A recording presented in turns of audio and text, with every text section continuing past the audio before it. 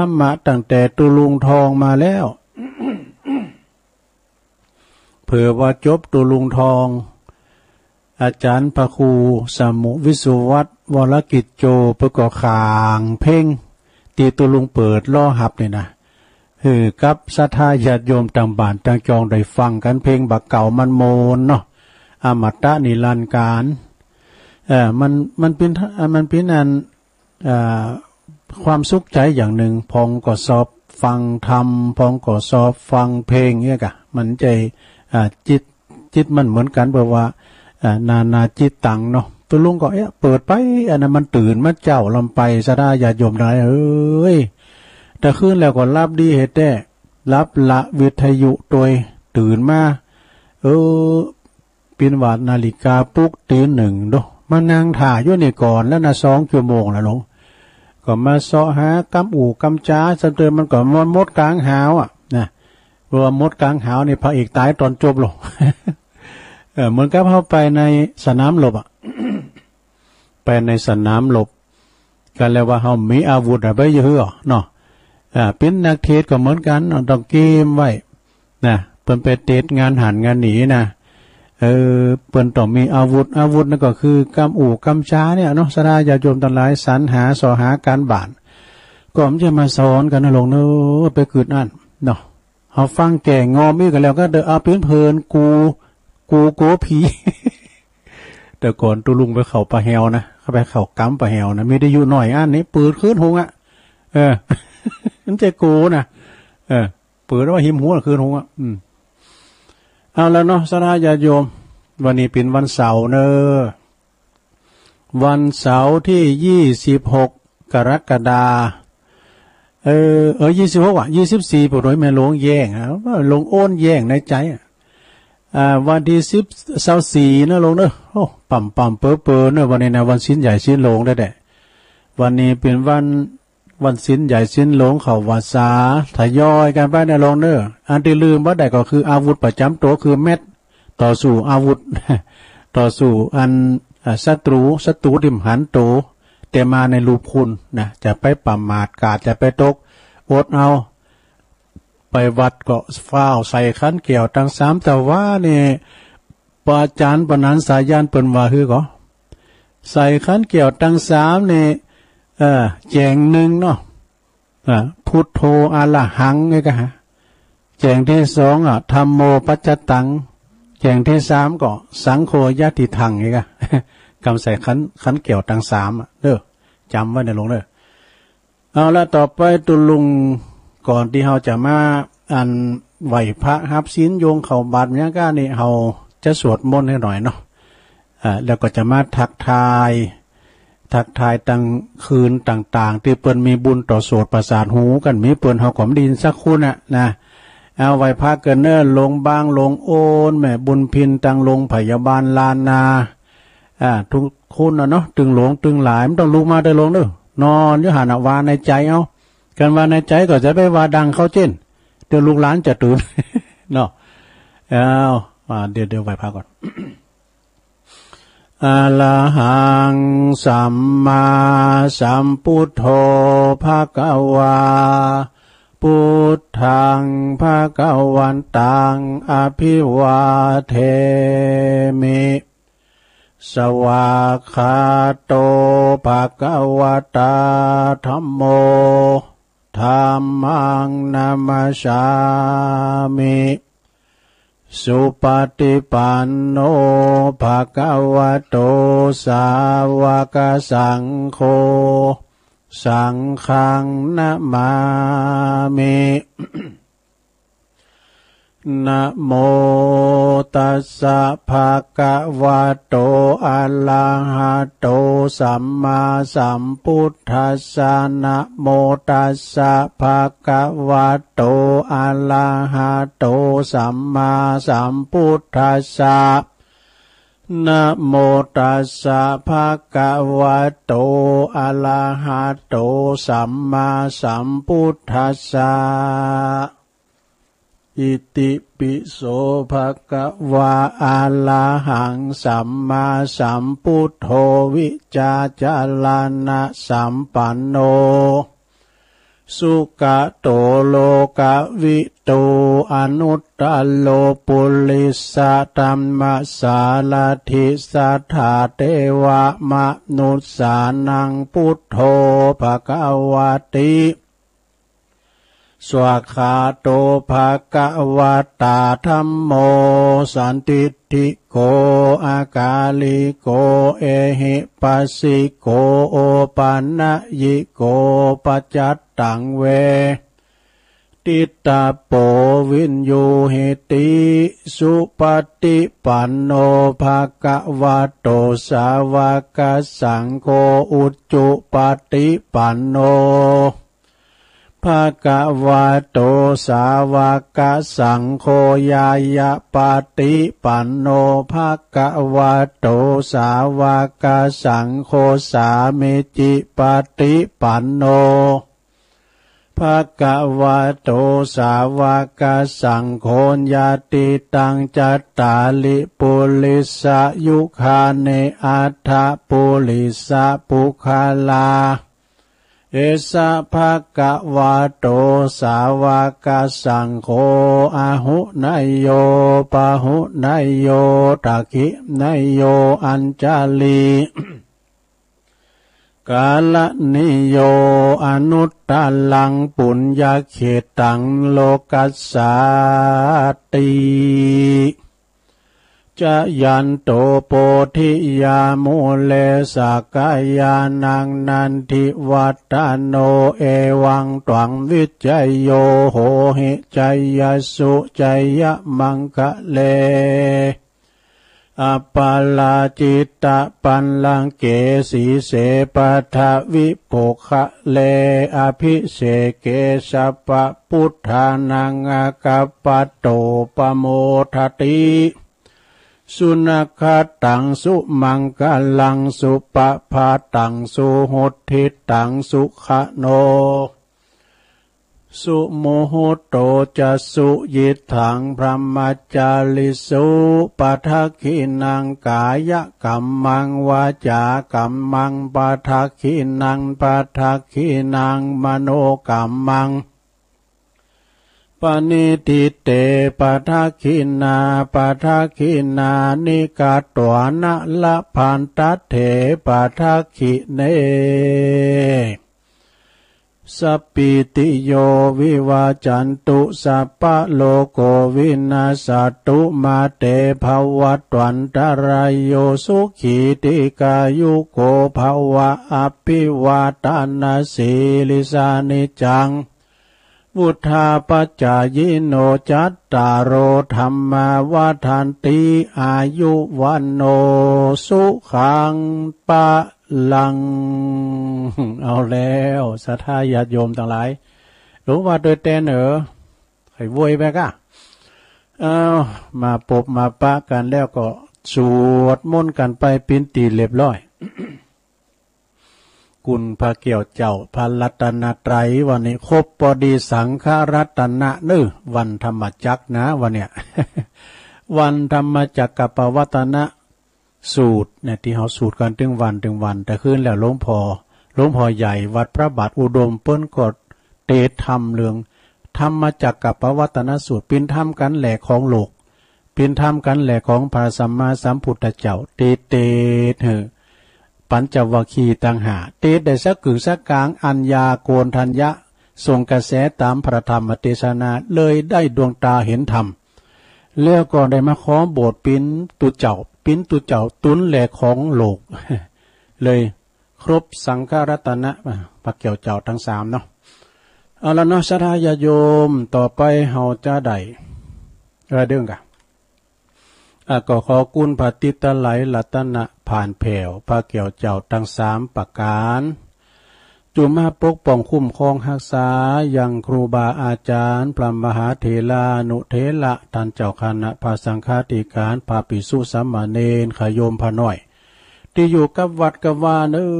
ขอให้มีสลีที่คาอายุหมันยืนยาวมีสุขภาพพลานามัยสมบูรณ์แข็งแรงแล้วก็อยู่ก้ำจูปูจาสืบศาสนาไปเหิงเมื่อนานเนาะพินตีไหวสาสักการะปูจาของญาติโยมทั้งหลาย พอลงไม่ลงเขาก็ดีเนอะพอออกไม่ออกศรัทธาก็ขอหืออยู่เย็นเป็นสุขอายุหมันควันยืนมีโจกมีใจนะตื่นกันขึ้นมาแล้ววันนี้เป็นวันสำคัญบางพองก็กุลีกูจอจะไปหนึ่งเขาก็เจ้าอยู่นี้นะให้เขาให้น้อยกำเดียวก็สุกก็อาจจะไปวัดไปว่าก็ไปก็เหมือนเนอะศรัทธาญาโยมเปิ้นก็ว่าอยู่กันระยะห่างทางสังคมนะแล้วก็ขอเฮาได้ใส่แมสได้จะลืมแมสโอ้ก็เดียวกันเนอะขอขอบคุณสถานีวิทยุในเครือข่ายที่เปิ้นรับสัญญาณรายการธรรมะช่วงตอนเจ้า3 โมงถึง5 โมงตี 3นี่นะ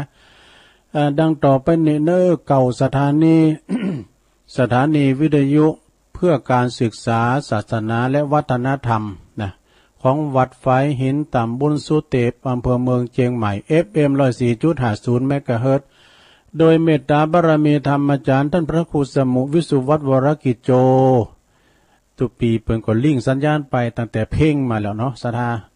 สถานีวิทยุของคณะสงฆ์อำเภอฝางตั้งอยู่ที่วัดพระบาทอุดมนำบ่อสาวาสำนักวิปัสสนาโดยเมตตาบารมีธรรมหลวงพ่อท่านพระครูสุจิตานุรักษ์เนี่ยท่านเจ้าคณะอำเภอฝางหลวงพ่อใหญ่เฮา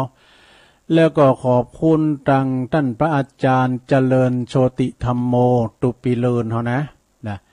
แห่งวัดสันโค้งสันโก้งนะอำเภอแม่อายแล้วก็ขอบคุณดังท่านพระอาจารย์อมรเทพตุปีอมรเทพตุปีโจนะอุปสันโตอุดเถินที่เปิ่นลิงสัญญาณพี่น้องต่างเมืองฝางครอบคลุมถึง3 อำเภอตุลุงเช็คระบบระดังเสียงดังฟังสัตว์ดีสถานีวิทยุแดนดินถิ่นล้านนาตั้งอยู่ที่บ้านโฮงโงตำบลนำบ่อหลงอำเภอสันปัดตอง FM 103.50 เมกะเฮิรตซ์โดยคุณรุจิสมบัติเงาคำนะและก็สถานีวิทยุธรรมะของชุมชนวัดห้วยตองซักตำบลขวงเป้าอำเภอจอมทอง FM 98.75 เมกะเฮิรตซ์โดยเมตตาบารมีธรรมอาจารย์พระครูวาปีวรมานิชแล้วก็ท่านพระอาจารย์ชวลิตชยวังโสโซนไต่นี่ดังเสียงดังฟังชัดข่าวรายงานมาเนาะข่าวร้อยเตือนรายงานมาแล้วไม่เพียนประวัติดังดีม่วนดีตัวลุงเพลงบักเก่าสถานีวิทยุมนเสียงธรรมจากอำเภอแม่แจ่มนะวัดบุพารามตำบลช่างเครื่องอำเภอแม่แจ่มเนอะ FM 106.25 เมกะเฮิรตซ์โดยเมตตาบารมีธรรมหลวงปู่ใหญ่ท่านพระครูมงคลวิสิทธิ์นะเปิ้นก็ตั้งสถานีอยู่บุญวัดนะขยายกระจายเสียงไปโทรถึงกันหมดนะเพราะว่าเปิ้นอยู่ที่สูงอะเนาะแล้วก็ขอบคุณดังพระครูประหลัดอุทัยโดยเนอตึง2อุทัยน้อยอุทัยใหญ่สถานีวิทยุเน็กแนวนี่นะเรดิโอ FM 96.75 เมกะเฮิรตซ์ตั้งอยู่ที่บ้านโจงตำบลทุ่งกวาวห้างหุ้นส่วนจำกัดอนุสรณ์เรดิโออำเภอเมืองปานจังหวัดลำปางสถานีวิทยุชุมชนคนเหนือเขินตั้งอยู่ที่บ้านดงดำอำเภอหอดจังหวัดเชียงใหม่ FM 90.75 เมกะเฮิรตซ์เนอสถานีวิทยุเพื่อการศึกษาและพัฒนาอาชีพ Radio Network FM 103.00 เมกะเฮิรตซ์ตั้งอยู่อำเภอเมืองจังหวัดลำปางโดยคุณอนุพงษ์ตาจินะเจ้าของสถานีที่9สถานีสุดท้ายได้แก่สถานีวิทยุ Radio Network FM 99.50 เมกะเฮิรตซ์วิทยาลัยเทคโนโลยีและการจัดการกฟผ.แม่เหมาะลำปางเด้ออันนี้เป็นสถานีที่เปิ้นมีบุญหูให้เฮาได้ฟังกันเด้อสถาเปิ้นลิงก์สัญญาณไปพอหลวงแม่หลวงเขาก็ได้ยินได้ฟังโทรถึงกันเนาะฟังกันไปธรรมะวันนี้ก็มันก็จะมีการไหวพระรับศีลอยู่เนาะศรัทธาญาติโยมทั้งหลายเกมนิทานมาเหมือนกันเกมทำเมืองมาอยู่พอเหมือนกันแต่ว่าเฮาก็มีกิจกรรมก็การกิจกรรมนี่ก็เกือบชั่วโมงแต่วันนี้ถ้าย่นย่อเข้ามาพอก็เปิ้นถ่ายย่อยกันมานี่น้ำได้รวมกลุ่มก็ก็เดียวครูบาอาจารย์พระสงฆ์องค์สังฆเจ้าเปิดปันป้อนตามเสียงตามสายจ้ะพอ ราะว่าเดี๋ยวนี้ก็แล้วภาวะโรคระบาดเนาะก็เอาตัวไผตัวมันไปก่อนซะนะปักจะไปประมาทเนาะเฮาก่อมประมาทเปิ้นก่อมประมาทเฮาก่อนเตียนพระพุทธเจ้าเปิ้นเสด็จไปปูนไปเมืองที่เปิ้นมีโลกหาลุงเนี่ยอานนท์ไปก็ว่าทูลถามว่าอันพระพุทธเจ้าโกกามโกติดโลกาอย่างอันนี้เนาะพระพุทธเจ้าเปิ้นเลยตรัสแก่พระอานนท์ว่ากะดูก่อนอานนท์คุณเฮาถ้ากรรมเวรมันมานะถ้ากรรมมันมาถึงนะถ้าเฮามีกรรมไว้นะก็อยู่ไหนก็ถึงตายนะถ้าเฮาไม่กรรมอยู่ไหนมันก็ถึงตายไอ้น่ะเนาะเหมือนกับโลกเนี่ยนะบุญไผบุญมันถ้าเฮามีบุญหนักบุญหลายสถานเนาะออกบ้านไปไหนนะ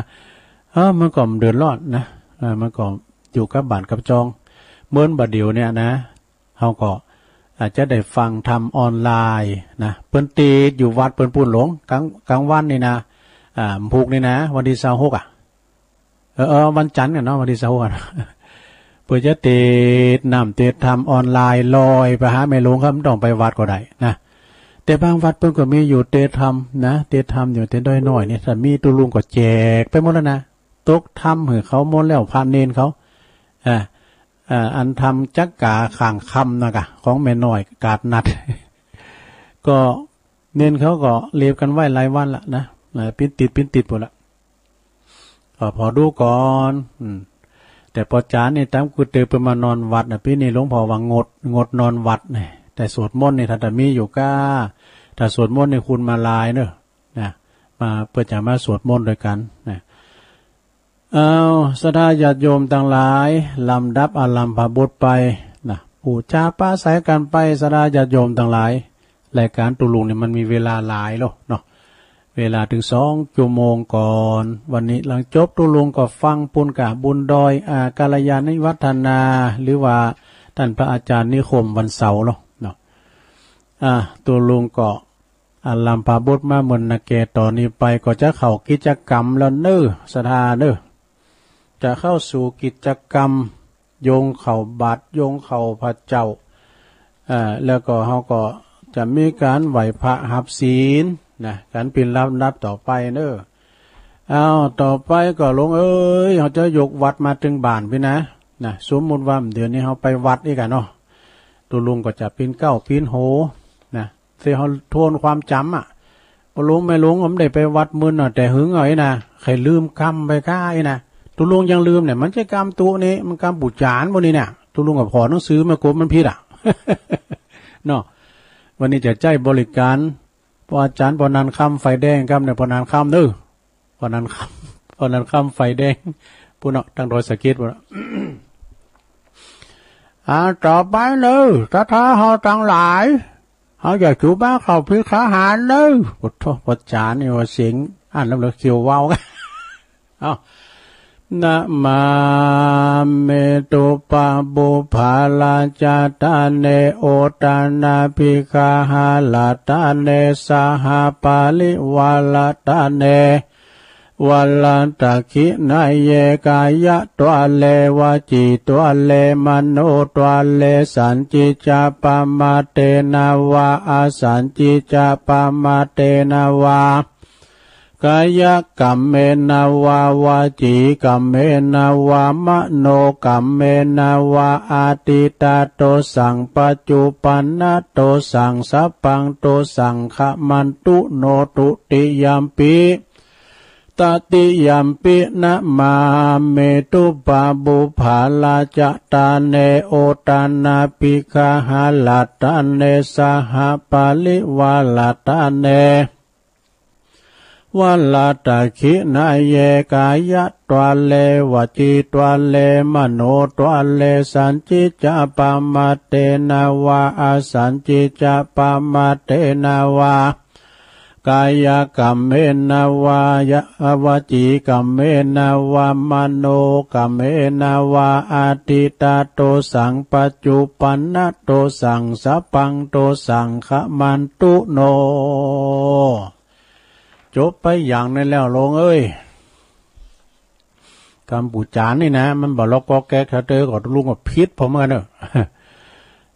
หมู่เฮาต่อไปเนอะไปอู่กันดังไปอู่กันดัง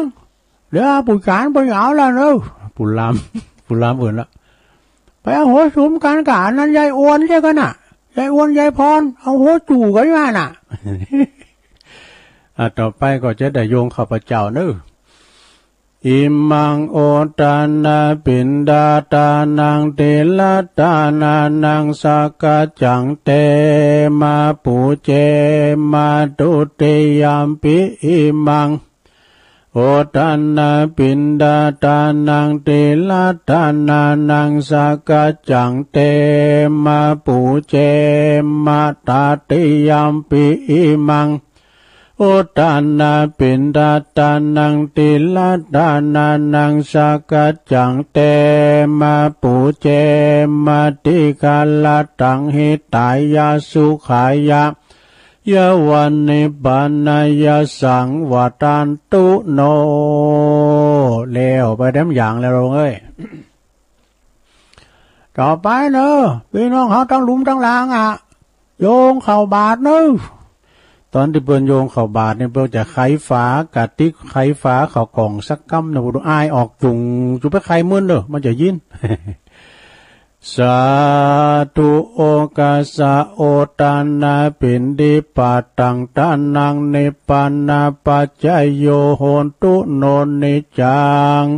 โอตานาปินดิปาตังตานังเนปานาปัจจโยโหนตุโนนิจังโอตานาปินดิปาตังตานัง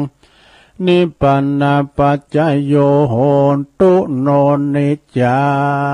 งเอาแล้วสาราญาติโยมทั้งหลายการโยงเข่าก็จบเพียงแค่นี้นะ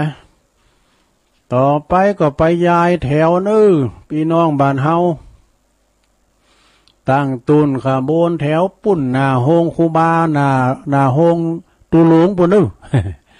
ยายกันมาเตวะบุตรอยู่แถวหน้าเตวะดาอยู่แถวหลังก่อนที่จะใส่ก็ถอดแคบไปเนอะไผซุปกุ๊บก็ถอดหมกเอาไข่โยมไม่ได้มดคำมาเขาจูเขาไปอยู่ที่ไหนให้อ่านละอ่อนหมดเนี่ยสหากากะละมังทางเป้กระสอบซามูไรข่าวสารสวดอยู่ไหนก็กลุ่มงุ่มแม่เลยวันนี้ว่าเป็นมาตัวไอ้ผมใจกันตอนนี้ไปเราจะโยงเขาเนาะจะโยงเขาทำกรรมลำเปิงกึดว่าข้าวของข้าพระเจ้าขาวดังดอกบัวยกขึ้นเหนือหัวถวายแด่พระสงฆ์จิตใจจำนงตรงต่อพระนิพพานขอให้ถึงเมืองแก้วขอให้แคล้วบ่วงมารขอให้ทันพระศาสนาพระศรีอานในอนาคตการโน้นเทินสาธุเอาละเนอสัทธาญาติโยมตอนนี้ครูบาอาจารย์เดินละเนอครูบาอาจารย์เดินละจ้อใส่เก่าใส่โหกอยเยาะกอยหยองเอาใส่ในบาทจะไปหือมือเทเลนถูกบาทเนอไปหือมือเลนถูกบาทก็จะไปอู่กันดักสุขโหมะไปใจสุขโหเขารุ่นบาทมาไม่แน่มาเขาโอ้มจูมันเดือนี่คุณเถ่านะโอ้เป็นวันดักนะกล่อมดักเอารุ่นบัดปะโกบเลยสู้เขายิ่งปะโกบพอไปตั้งแต่ตีลุงทาเพี่ยเนี่ยตีตุลุงทามาบอกใส่เข้าบาทไปปิ้นตีเรียบร้อยเนาะตอนนี้ก็ครูบาอาจารย์พระสงฆ์องค์เด่นมานั่งอยู่แทนสังแล้วสาธาเขาก็เข้าติดมือก็ไปซวยตีก๊อกน้ำบนเนินหน้าศาลานะริมกินก็ได้เนิ่มพี่ยังมีบาปเขามานั่งที่เก่าที่เดิมเนาะโอ้วันนี้ได้รับเกียรติจากหลายท่านเนอะแขกผู้มีเกียรติทั้งหลายเนาะที่เปิ้นได้เสียสละเวลาเดี๋ยวมาโลมทำบุญเข้าวัดสาบันเฮาวันนี้นะ อันนี้ภาษาจะเข้าวัดสาศีลใหญ่ศีลโลงเนาะโอ้มากันหลายบ่ว่าจะเป็นท่านสจท่านนายกดูปกำนันแล้วก็รองกำนันนี่มีสารวัตรกำนันนี่กันเนาะ ปอหลงเขาก็ดีผู้ช่วยเขามากันหลายท่านพอบ้านเฮาก็มาดูเอามากันหลงกันหลายเนาะเอาละเนอตอนนี้ได้เวลานะพระครูอวดหน่อยเนาะพระครูเอาไหมพระครูแล้ว ศรัทธาเฮาตั้งหลายนะเสียงมันใหญ่มันประคูได้ ลำดับต่อจากนี้ไปก็เป็นเวลาอันสมควรเงียบนะครับจะไปเดือดการอาจจะได้เลนเจิญตังพ่อหลวงบ้านเฮาไว้ก่อนเนาะเอาพ่อหลวงได้เป็นประธานจุดเทียนธูปบูชาพระรัตนตรัยนะพ่อล่ามจุดเทียนชนวนตั้งมั่นไว้นะตอนนี้ท่านพ่อหลวงเฮากำลังจุดธูปเทียนบูชาพระรัตนตรัยทุกท่านปนมือเงียบนะครับ พระคุณหลังจากนั้นแล้วเนาะจุดธูปจุดเทียนเรียบร้อยท่านนั้นผู้ช่วยบรรเทาเกณฑ์ขันศีลกัเกณฑ์ขันมักกะละหาคอกัเนี่ยเดี๋ยวเขาจะได้เอาศีลสดาญาโยมทั้งหลายเอา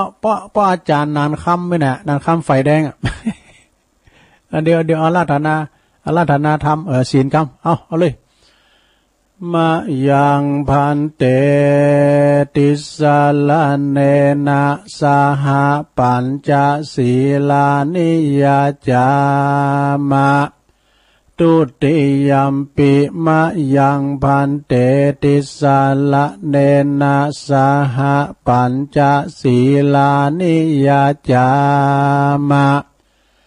ตติยัมปิมะยังพันเตติสาลเนนะสหปัญจศีลานิยาจามะนะโมตัสสะภะคะวะโตอะระหะโตสัมมาสัมพุทธัสสะนะโมตัสสะภะคะวะโตอะระหะโตสัมมาสัมพุทธัสสะนะโมตัสสะภะคะวะโตอะระหะโตสัมมาสัมพุทธัสสะพุทธังสรณังคัจฉามิธัมมังสรณังคัจฉามิสังฆังสรณังคัจฉามิตุติยัมปิพุทธังสรณังคัจฉามิตุติยัมปิธัมมังสรณังคัจฉามิตุติยัมปิสังฆังสรณังคัจฉามิ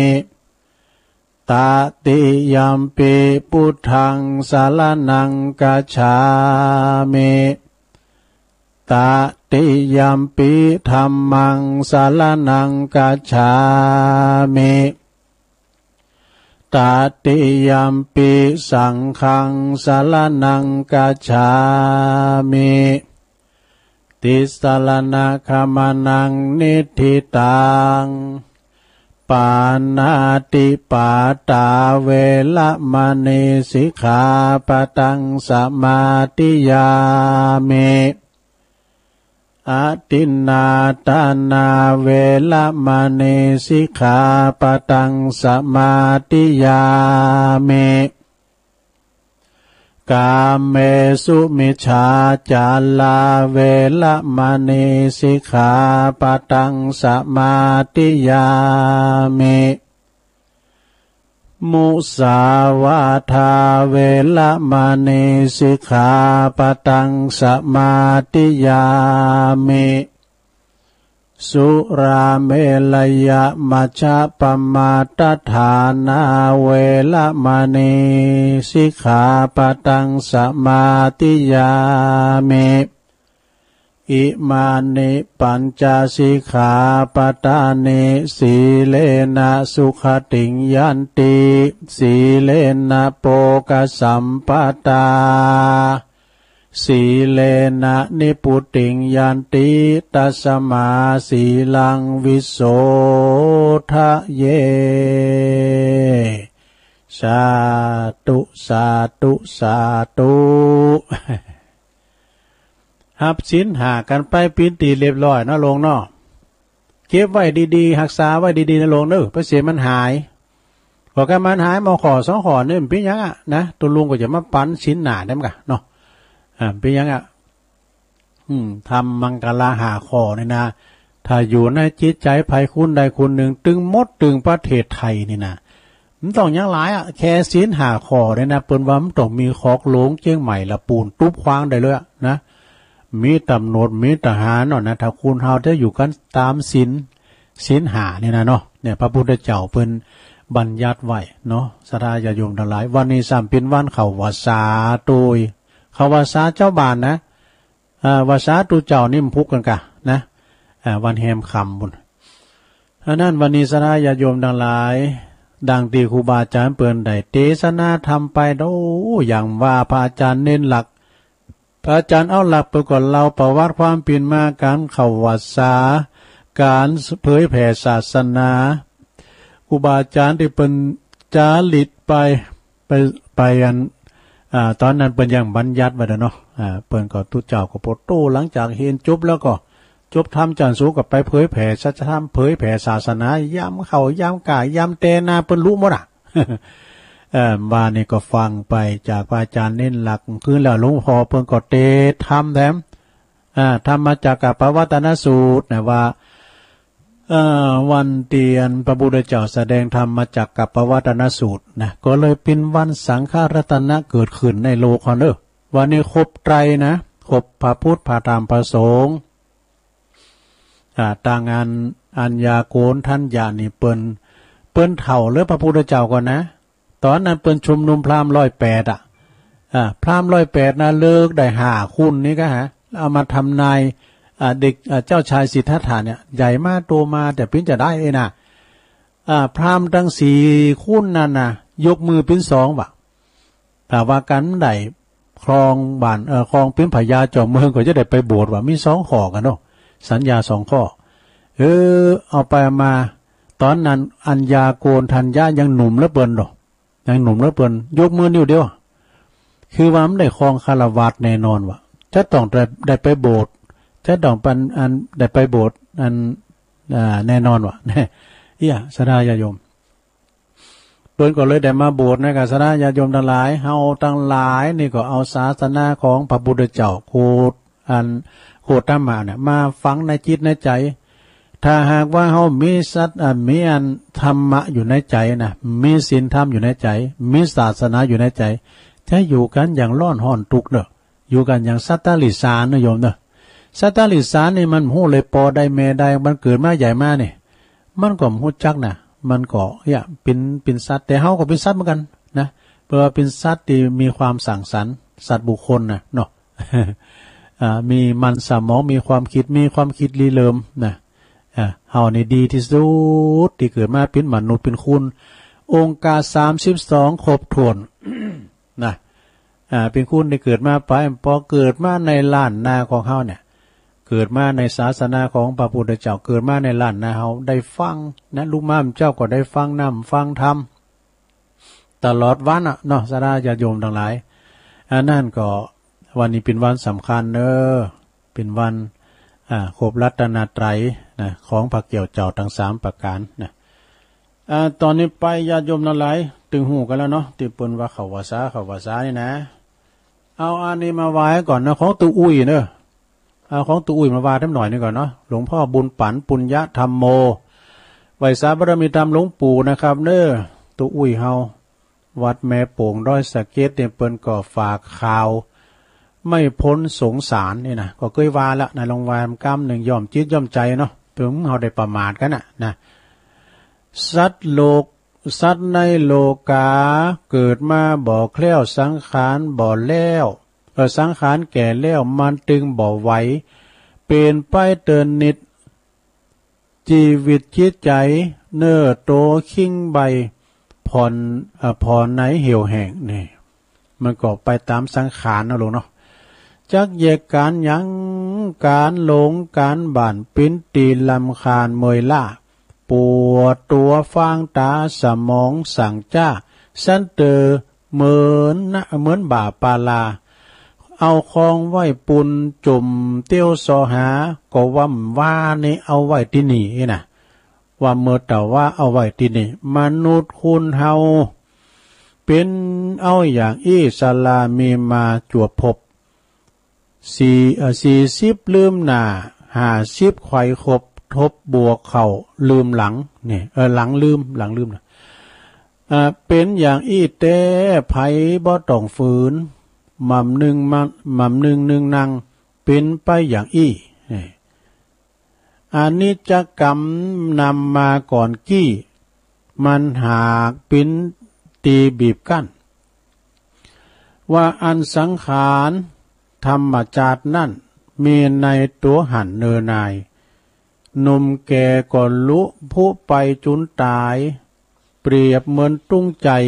กลางบุญเจิกหอย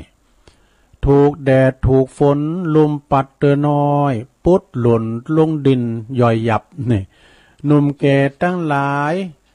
ภัยเปียทิทับนี่มันเป็นโรคภัยไข้เจ็บภัยเปียทิทับดับทาสีเสี่ยงหมดไปสัตว์โลกเฮานี่ยอมสุดวิสัยมันจักเปลี่ยนไปตามกำขีดขันตามกำขีดเส้นมีหมอมียาวิเศษบ่เว้นสุดจะเยียวยาและไถ่เนี่ยปางเมื่อปีนคุณทำบุญหนักไว้ก็เปื่อหวังได้ผลดีจิตใจนั้นสดใสผ่องสีทำแต่ความดีละชัวใดจัวและดีปิ้นเหมือนเตียนใสติดตามตัวไปบ่ห้างเกิดตัวเฮาตายนะเกิดถึงตัวเฮาตายมาลายมวยมั่งยังมีสิ่งอันความดีฝากฝากไว้ในโลกีว่าเฮายังมีดีไว้อดอ่างจะไปสั่งสรรค์จะไปสวรรค์ก็ควรสรรสร้างหนตั้งไปบนจันฟ้าฟังทำความดีรีบอย่าลีหลอดจ่าเวลาบ่ถ่าเฮาเนนายเวลาบ่ถ่าเฮานาอายุคนนั่นมันสั่นแต่นาบ่ฮู้เวลาวันตายเน้อเจ้าวันตายเน้อเจ้าโอ้จบไปเนาะวันตายเน้อเจ้าโอ้ขอบคุณเน้อตุอุ้ยเน้อหลวงพ่อบุญปันปุญญธรรมโม90ปลายแล้วเน้อหลวงพ่อเฮานะเปิ้นก็ฟังรายการสูงน้ำสูงถ้ำมาโดยอีกนะเอามาเปิ้นเผยแผ่เอาลูกหลานตูลูกตูหลานเผยแผ่ไปอาจารย์สมเพชรกาแม่กิมหลันกายนะเปิ้นก็ฝากทำมาตะกี้ลืมไปกับสถาญาติโยมในตุลุงนะโอ้คุณเฒ่าก็ย้ำได้แผ่เมตตาเด้อนี่แล้วได้อันสวดพญานกยุงทองเด้อรู้มันข้ามขั้นตอนไปหน่อยนะสุมาเนี่ยคุณเฒ่าเนาะตอนนี้ไปก็จะได้สวดโมหปริตกันเด้อลงเด้อโมหปริตพญานกยุงทองนะไม่รู้ว่าตัวมันแต้นแล้วเดี๋ยวตุลุงระวาคนเดียวนะวาจามันก็จะพิษกันวาจามันจะพิษ เอาหมอกปอสมควรนะพญานกยุงทองในแก้วคาดปลอดภัยเนเปิ้นสวดกรรมมานี่นะนายพานดักบ่งดักแห้วไว้ก็ตื้มถูกซักตือ เขี้ยวคาดปลอดภัยเหมือนกับศรัทธาเนาะการได้สวดนี่ไปแล้วนะอุเตอาเปนี่นะตึงพักเจ้าพักบ่าย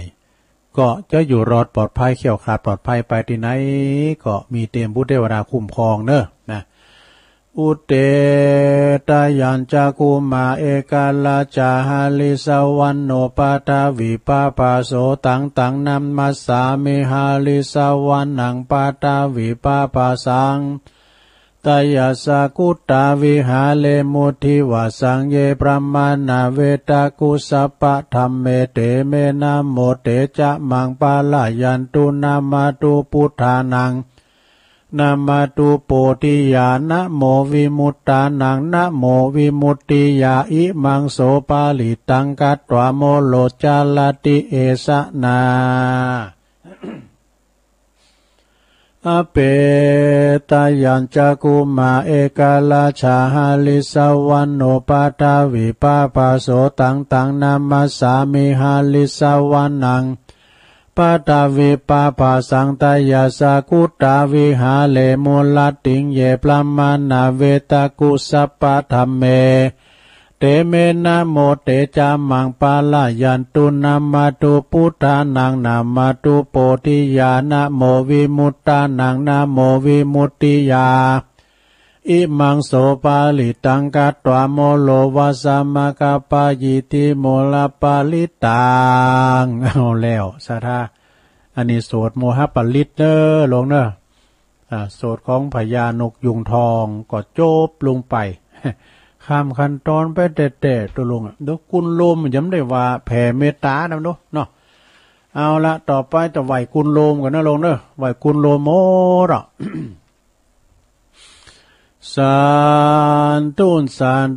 าธุข้าขอยกมือ10 นิ้วขึ้นตั้งวางกิ้วไก่เก่าเกษาขาจักนำมาสักการไหวพระคุณปิตา21คุณพระมารดา12คุณพระแม่โพธิ์ศพ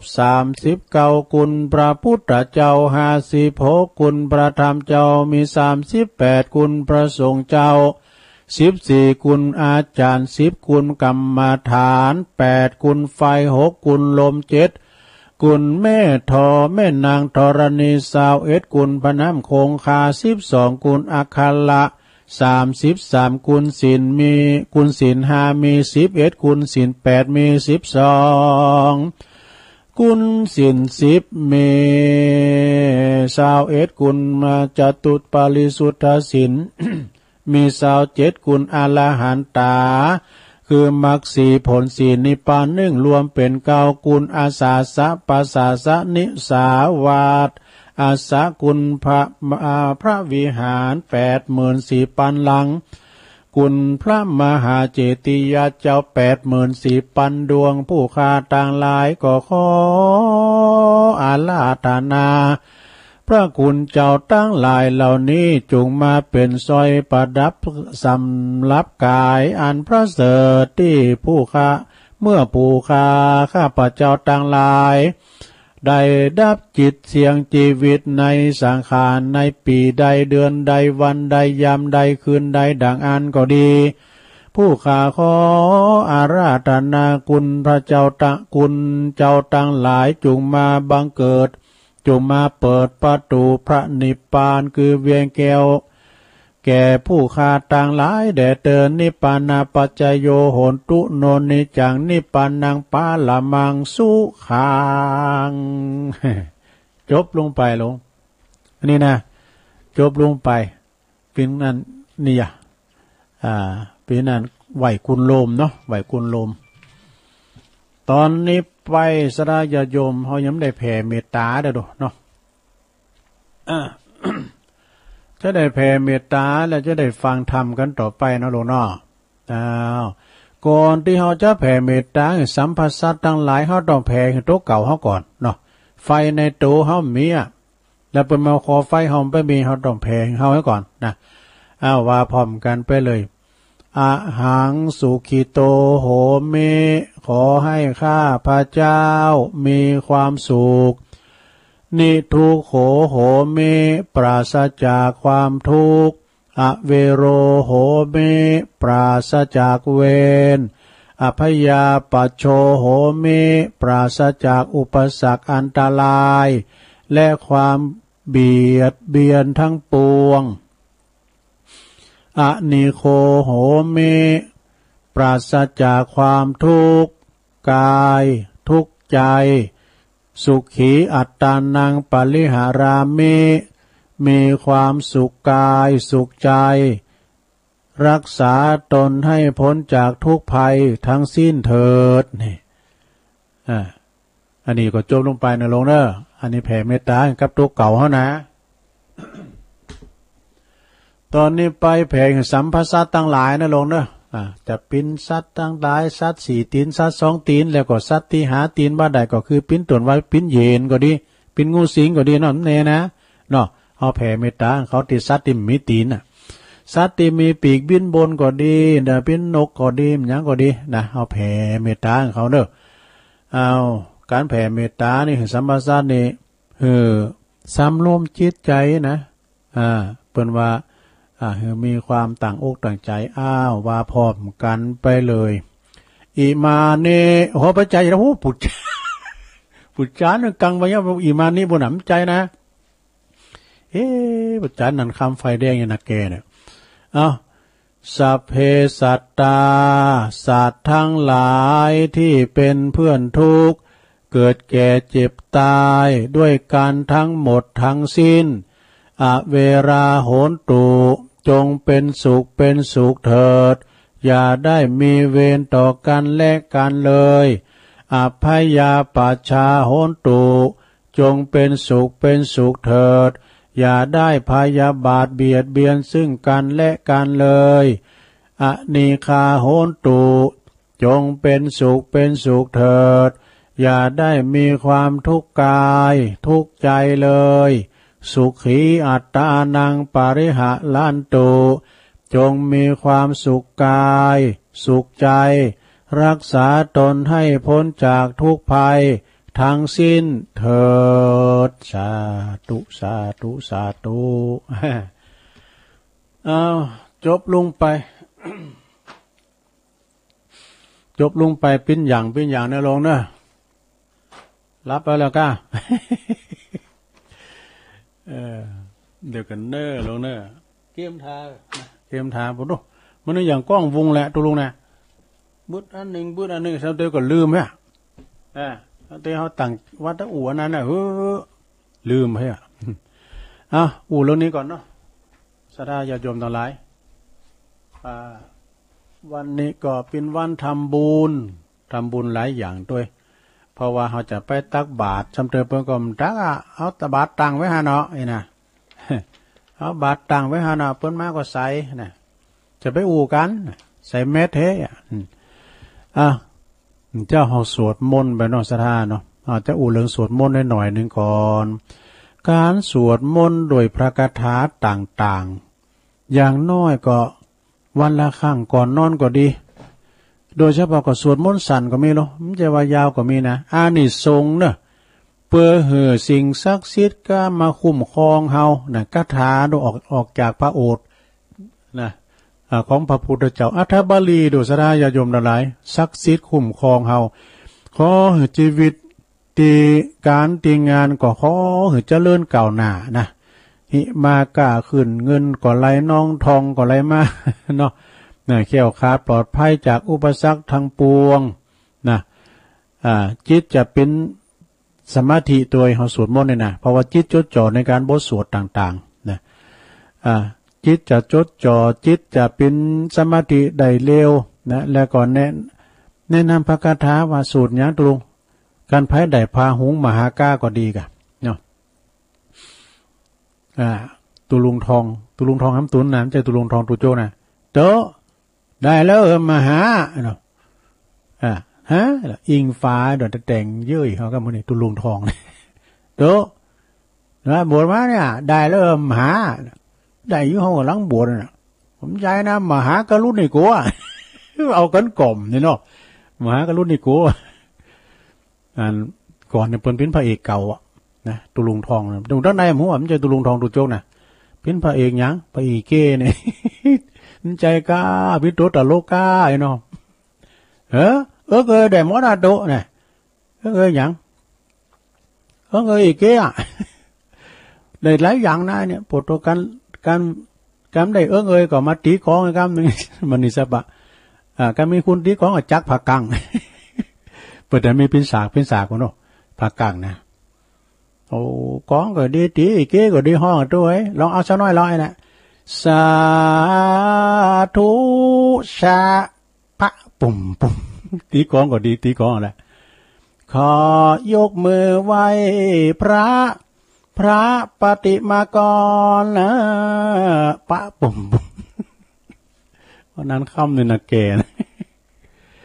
ว่าใครมาก่อนก็ให้มานั่งที่ตรงหน้าปุ่มถ้าใครมาช้าก็ให้มานั่งที่ตรงกลางอันคนที่นั่งรับเก้าเสา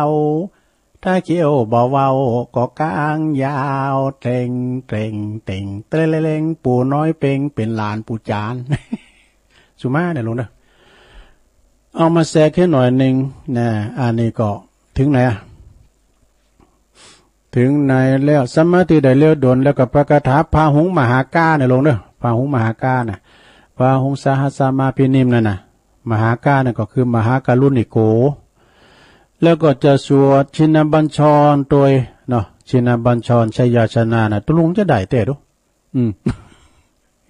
ย่านแล้วเมื่อสวดเสร็จแล้วก็แผ่เมตตาให้ถูกขังยำเจ้ากับแผ่เมตตาสัพเพสัตตานะลงเด้อสัพเพสัตตาแล้วก็เอาแถมอันหนึ่งจะเล่านิทานอยู่นี่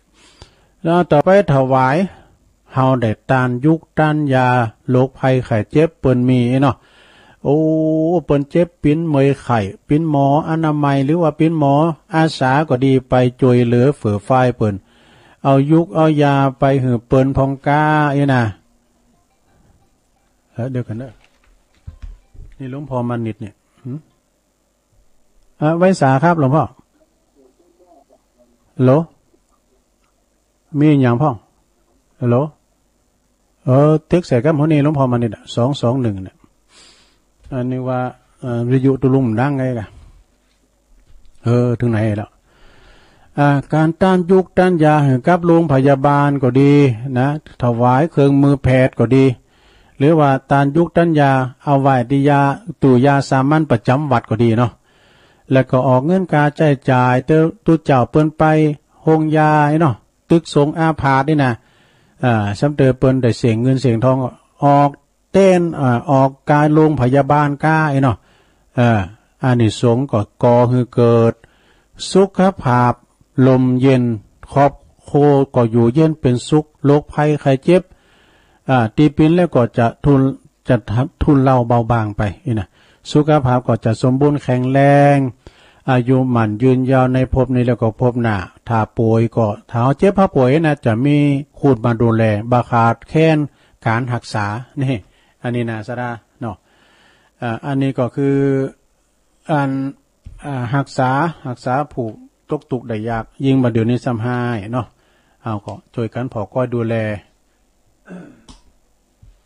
ต่างโรคภัยไข้เจ็บก็ดีเปิ้นเจ็บปิ้นยินอุ่นว่าคุณเป็นสูงอายุก็ตามเนาะเปิ้นเจ็บเปิ้นปิ้นก็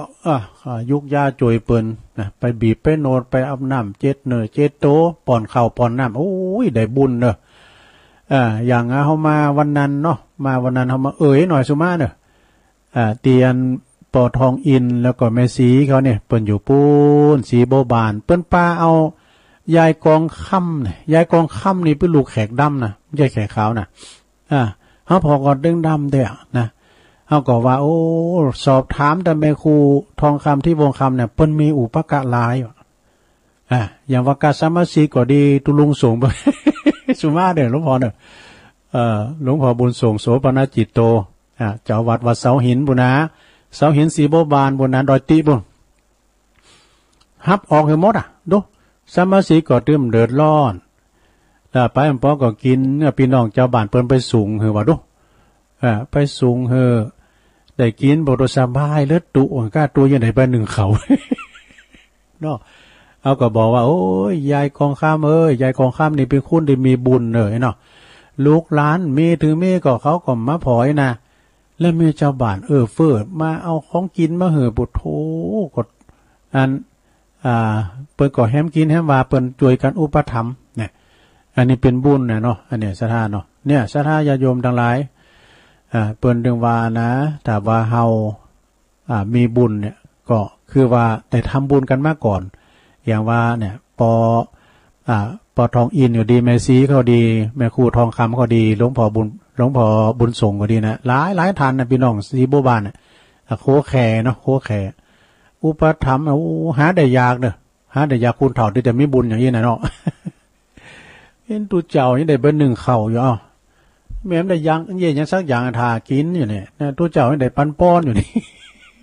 เอาต่อไปเรานิทานในโลกเนาะจะเรานิทานเด็กหนุ่มและก็ชายชรา ขอบคุณหนังสือนิทานของคุณแม่ครูทองคำที่วงคำส่งมาเนี่ยแม่มหลายอยู่เนอะนิทานกล่อมนิทานเรื่องนี้มีชื่อว่าเด็กหนุ่มกับชายชรานี่คุณหนุ่มกับคุณเฒ่าเด้อเนาะปิ่นพอใจถึงสองมีความปิ่นมาจะได้ลองฟังพอก่อนในกาลครั้งหนึ่งเมื่อมานานแล้วนะก็ยังมีหนุ่ม เด็กหนุ่มคนหนึ่งที่มีความใฝ่ฝันว่าอยากจะเป็นคนที่ร่ำรวยให้มากนัก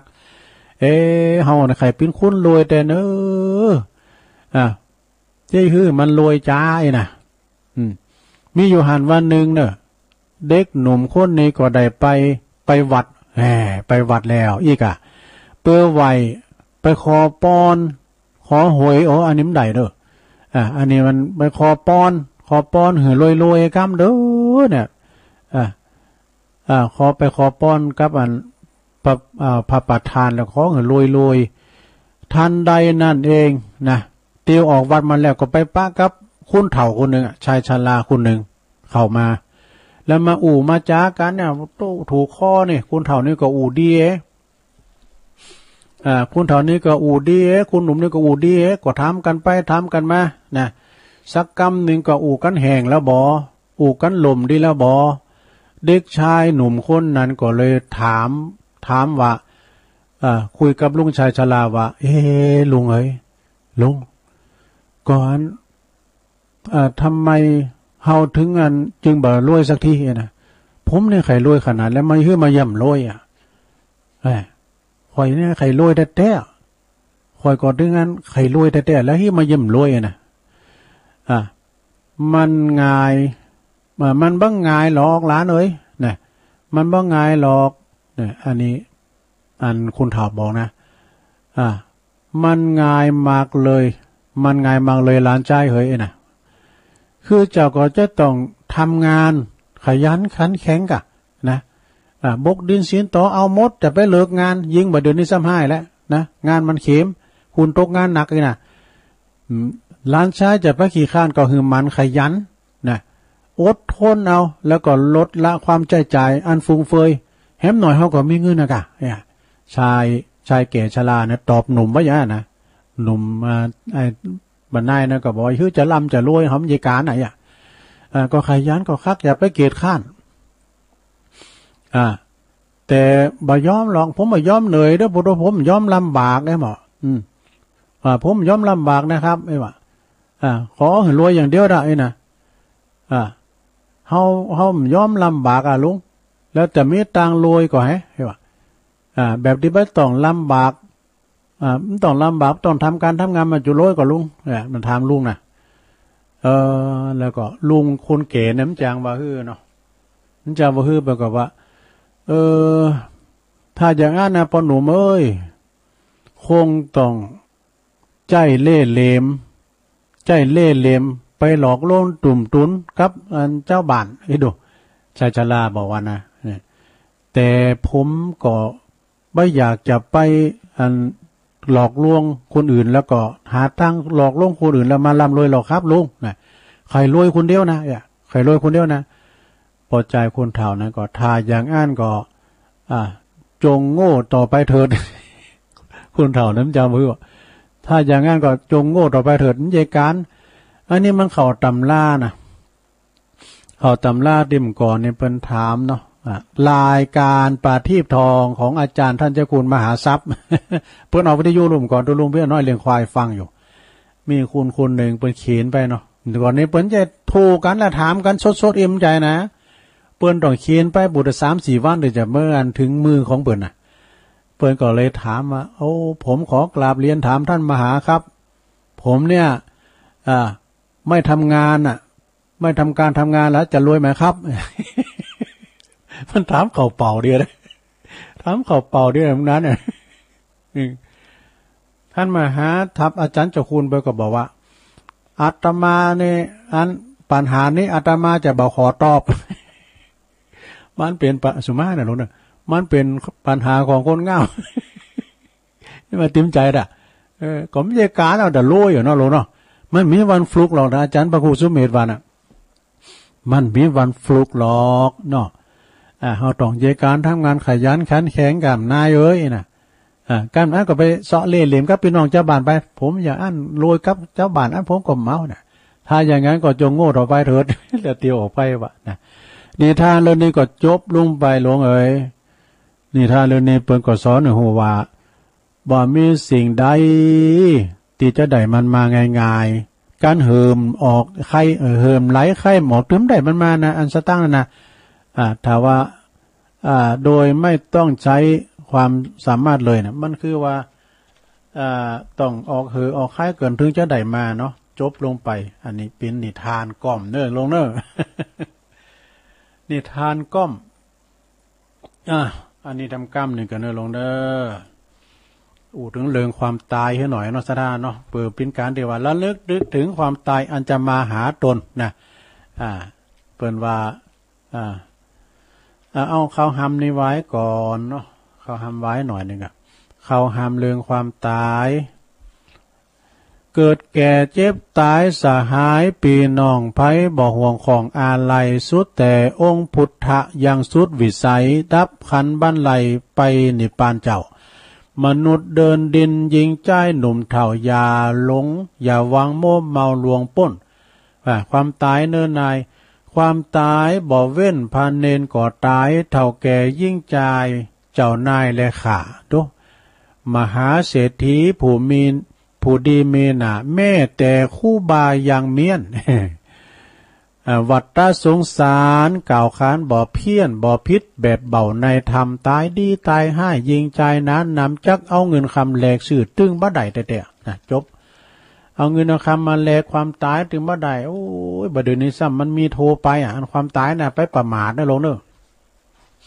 มักจุลาดมันแผ่นะตึงโลงเนี่ยมันมาหมดศรัทธาญาติโยมทั้งหลายมักจุลาดอันว่าความตายน่ะมันเฮาจะไปประมาทมานะเชื้อโรคเดินได้เนี่ยนะถ้าว่าคุณตายมันก่อนนะลงนะคุณตายมันก่อนนี่คุณเก่าเนี่ยเปิ้นเอาไว้เลยนะเอาไว้แฮมคืนเลยนะเปิ้นว่าตายหงตายห้ายตายเมื่อวันก็เอาไปเมื่อวันว่ะเปิ้นว่ามีหลายเด้อคุณที่ตายหงก้ามหยังก็มีหลายด้วยนะตายโลงกรรมคือก่อนวัยเปิ้นถามว่าตายจ้างข่าอันนี้ก็จะมีไปหน่อยจ้างข่านี่ทำเตือนนะมันก็จะขากวานมันก่อนก็มีนะจำเตือนนะอย่างว่าอันนี้ปนคุณเฒ่าเราผมฟังเนาะนายกวานจ้างนี่นะสามารถที่ว่าบังคับจ้างโดยขอนะซื้อจ้างมาโกขออย่างแล้วก็ถ้าว่าเมมันมีจู่ด้วยนะจ้างจะขามันเลยว่า จ้างมาอยู่หูนะกวานจ้างเนี่ยมันจะก้าน เปิดว่าตายจ้างข่าตายมาดีดนี่ก็บททั่วปลายกลางเด้อบทไปไก่กุนมันเด้อมันดีดนะมาเนี่ยนะมันดีดนะตายมาดีดตายควายควิดนี่มีไปหน่อยเด้อควายหาดก่อนมีควายหาดเนาะควายหาดก็มาว่อก้ามก่อนนี่นักขนาดควายหาดก็มาว่อไหนนะควายควิดนี่ให้มันดีนี่มันก่อมจะมีมเก่า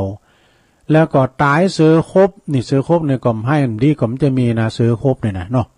เดี๋ยวนี้เสือเนี่ยมันไข่มีไปแล้วเพราะว่าป่าไม่ใหญ่หอมไข่มีลงเนาะถูกทำลายไปแล้วก็ตายหมีตับปุ๊บหมีนี่คุณเนี่ยมาหลงไหลว่าจะคือเอาองค์ที่มีมาน่ะว่ามันแปลงว่ะดูหมีนี่มันมีหลายยี่ห้อหลายพันเนี่ยจะมีควายในตัวใหญ่นะซะนะหมีนี่ถ้าว่ามันนั้นก็มันเย่คุณตับปุ๊บมันขาคุณนะมันจะสีกปากด้วยมันจะสีกปากพอเคี้ยวสีกปากพอเคี้ยวจะได้เพราะว่าต้นไม้ต้นเล็กเด่นนี่มันครบปุ๊ดเนี่ย มันแตดปุ๊ดเลยกันเนาะแล้วมันสีว่าเคี้ยวคุณเคี้ยวมนุษย์นี่มันใหญ่มาเฮ้ยนะมาคอบกในย้ายมันสีกปากว่ะแล้วก็ตายถูกยิงโดยศีนาดโดยปืนศีนาดตายเนี่ยโอ้มเดี๋ยวนี้คุณมันตายวุ้ยนะมันถูกยิงก้ามอย่างเงี้ยน่ะบ่มเดียวมาบังเนี่ยก็ระวังเด้อน้องลงเด้อแล้วก็ตายถูกปืนฟันปืนแทงหอกดาบตายอันนี้ก็มีเหมือนกันนะตายถูกปืนขาปืนฟันปืนแทงเนี่ยนะแล้วก็ตายถูกแทงโดยไม้แหลมตาย ไม่เหลี่ยมไม่แหลมในลงเนาะแล้วก็ตายไฟคลอกตายก็มีนะซะนะไฟคลอกตายคุณดาวคนหนึ่งเนี่ยเปิ้นไปเผากลางตุงกลางหน้าหมดแล้วก็มันทัดควันเนาะวูบลุงหาก่อนแล้วไฟใหม่ตัวเก่าให้บ่หัน แต่เนาะความตายนี่หาหรือบ่ได้หาตีตายบ่ได้นะ ไฟคลอกตายเด็ดตกตุ่นใหม่นี่ก็มีนะสะดาตายเด็ดตกตุ่นใหม่เนี่ยมีนะเธอก็ไปขึ้นไม้ใหญ่ไม่สูงตกลงมาพาทาก็เลยไปตายเลยไปตายตกตุ่นใหม่ก็มีตายฟ้าผ่านี่มันก่อนนี่หายากเด้อบ่เดี๋ยวนี้กลางตุงกลางหน้าตีกลางเป้งกลางเหล่งกลางเหล่งกลางเป้งนี่นะงูควายยังตายฟ้าผ่าซะนะเนาะงูควายตายฟ้าผ่าแล้วว่าเพื่อว่าควายที่มันตายฟ้าผ่านะปุตัวเขาว่ามีกาทำหน้าเปิ้นเอาแพงของดีเนี่ยต้องเอาควายที่ตายฟ้าผ่าเกินนะตายไฟตกตุ่นไม้ตายฟ้าผ่าตายหมูครบตายเนี่ยหมูครบตายก็มีนะอย่างตุลุงเคยเล่าเนาะมันไปพกยิงหมูป่าแน่จะยิงแล้วหน้าผากันเลยนะปวดตัวก็ได้โบกเดียวในปวดตัวตกหลายปุ่นนี่มันวิดขึ้นมาเพื่อว่ามันไปหันงูอย่างงูกันแล้วแต่ซกมันน่ะมันโบกคำเดียวแต่หมูพุทธงูพุทธ3 ตนวะดูมันนั้นหันแล้วปวดตัวหนีไปทำซ้ำกันนี้เขาดึงมายิงหมูทำซ้ำนะถึงนั้นตายหมูครบเนาะหมูครบตายมากัดตายก็มีวะ มาครบตายก็มีนะลงเนอะโดยเฉพาะม้าที่เบิ้นเลี้ยงนะมาพันเนี่ยที่มันเขตว่าเบิ้นค้างไว้มือนะมันเขตว่ากันปล่อยมันมาครบเจ้าเนี่ยโอ้มันนึงสู่ไอ้จอกอคอมไหนวะ ไอ้พันเรียบๆนี่นะเนาะมันถึงเยี่ยงเขาการเฮาลูกไหนมากบทโตโบกสับมัดแล้วเอาหางแกว่งมาละพันเรียบๆนี่นะว่าก็ว่าไปแล้วเนาะลำดับหมา32ตายมาครบตายงูครบตายนี่มันงูปิดดูซะนะงูเห่างูจองก้ามวาตุลุงป้าตวงถ้ามองนิ้วโกนเนี่ยมันกู้แหละบทตัวอันกู้เนี่ยเราว่าเนี่ยมันมีปิดไหนนะเอาก่อนไล่มันไปแหละลุงต่อไปพวกนะถ้าเป็นลูกงูเห่านะแล้วก็มันกู้ถูกงูครบตายแล้วก็จุ่มน้ำตายก็มีนะไปดิกน้ำจุ่มน้ำตายก็มีตายทั้งกลมตายท้องกลมคือตายมันนะตายพายก็ดีตายต้องปอง มันมีหลายอย่างโน่ตายต้องปองก็นั่งอยู่เฉยๆก็ตายนี่เรียกว่าวูบตายนะนอนรับตายนี่ฝันไปบ่อยๆนะปิ่งปอก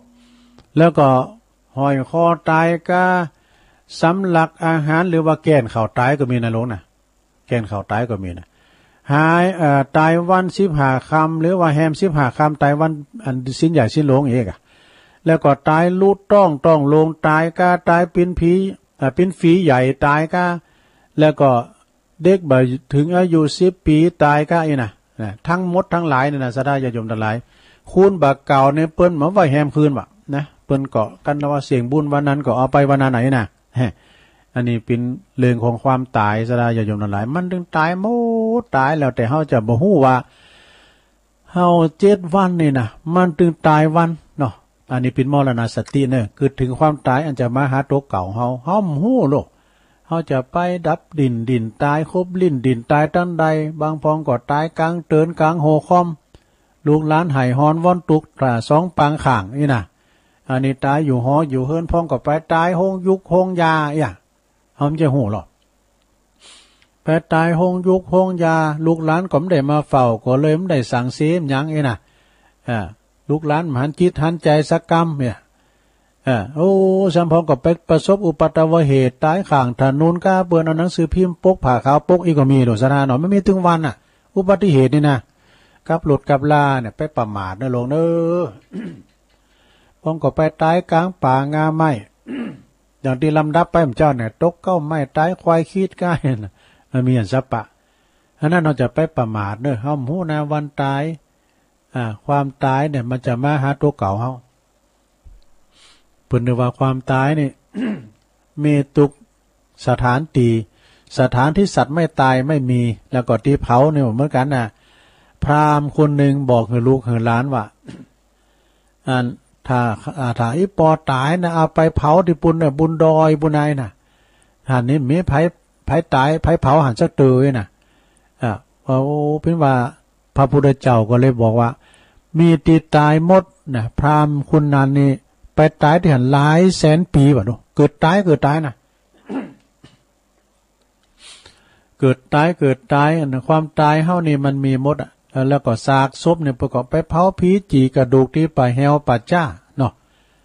ที่ป่าแฮวป่าจ้าแล้วก็ต่างประเทศทิเบตปุณาหลวงเฮาไปพอในใน YouTube นี่น่ะ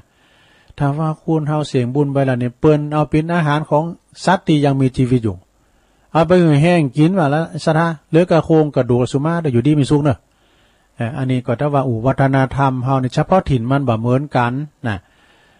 บางพองก่อฟังบางพองก่อเผาอ่ะนะมันเป็นธรรมดาเนาะอันนี้ก็ถึงเรื่องความตายไปแล้วเราได้ยังไปพองได้ยังไปซักอย่างนะบ้านจองฮอเฮินรถลาหาเลิกโซนไหลนาได้ไปซักอย่างเฮินแปลงเป็นแสนเป็นล้านก็ไม่ได้เอาไป ลองตายไปเขาหามลูกนอนกันลางบ่มันจะเฮินเฮาสักกรรมนะอันทรัพย์สินถิ่นฐานทั้งบ้านช่องอีกเงินทองไร่นามหาศาลเป็นสมบัติติดตัวได้ไม่ยืนนานจำต้องผ่านจากกันเมื่อวันตายเนี่ยส่วนความดีมีจะสัตว์สมบัติแท้ถึงตัวแก่กายดับไม่ลับหาย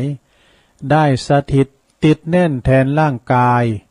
ชนทั้งหลายเขาสรรเสริญเจริญพร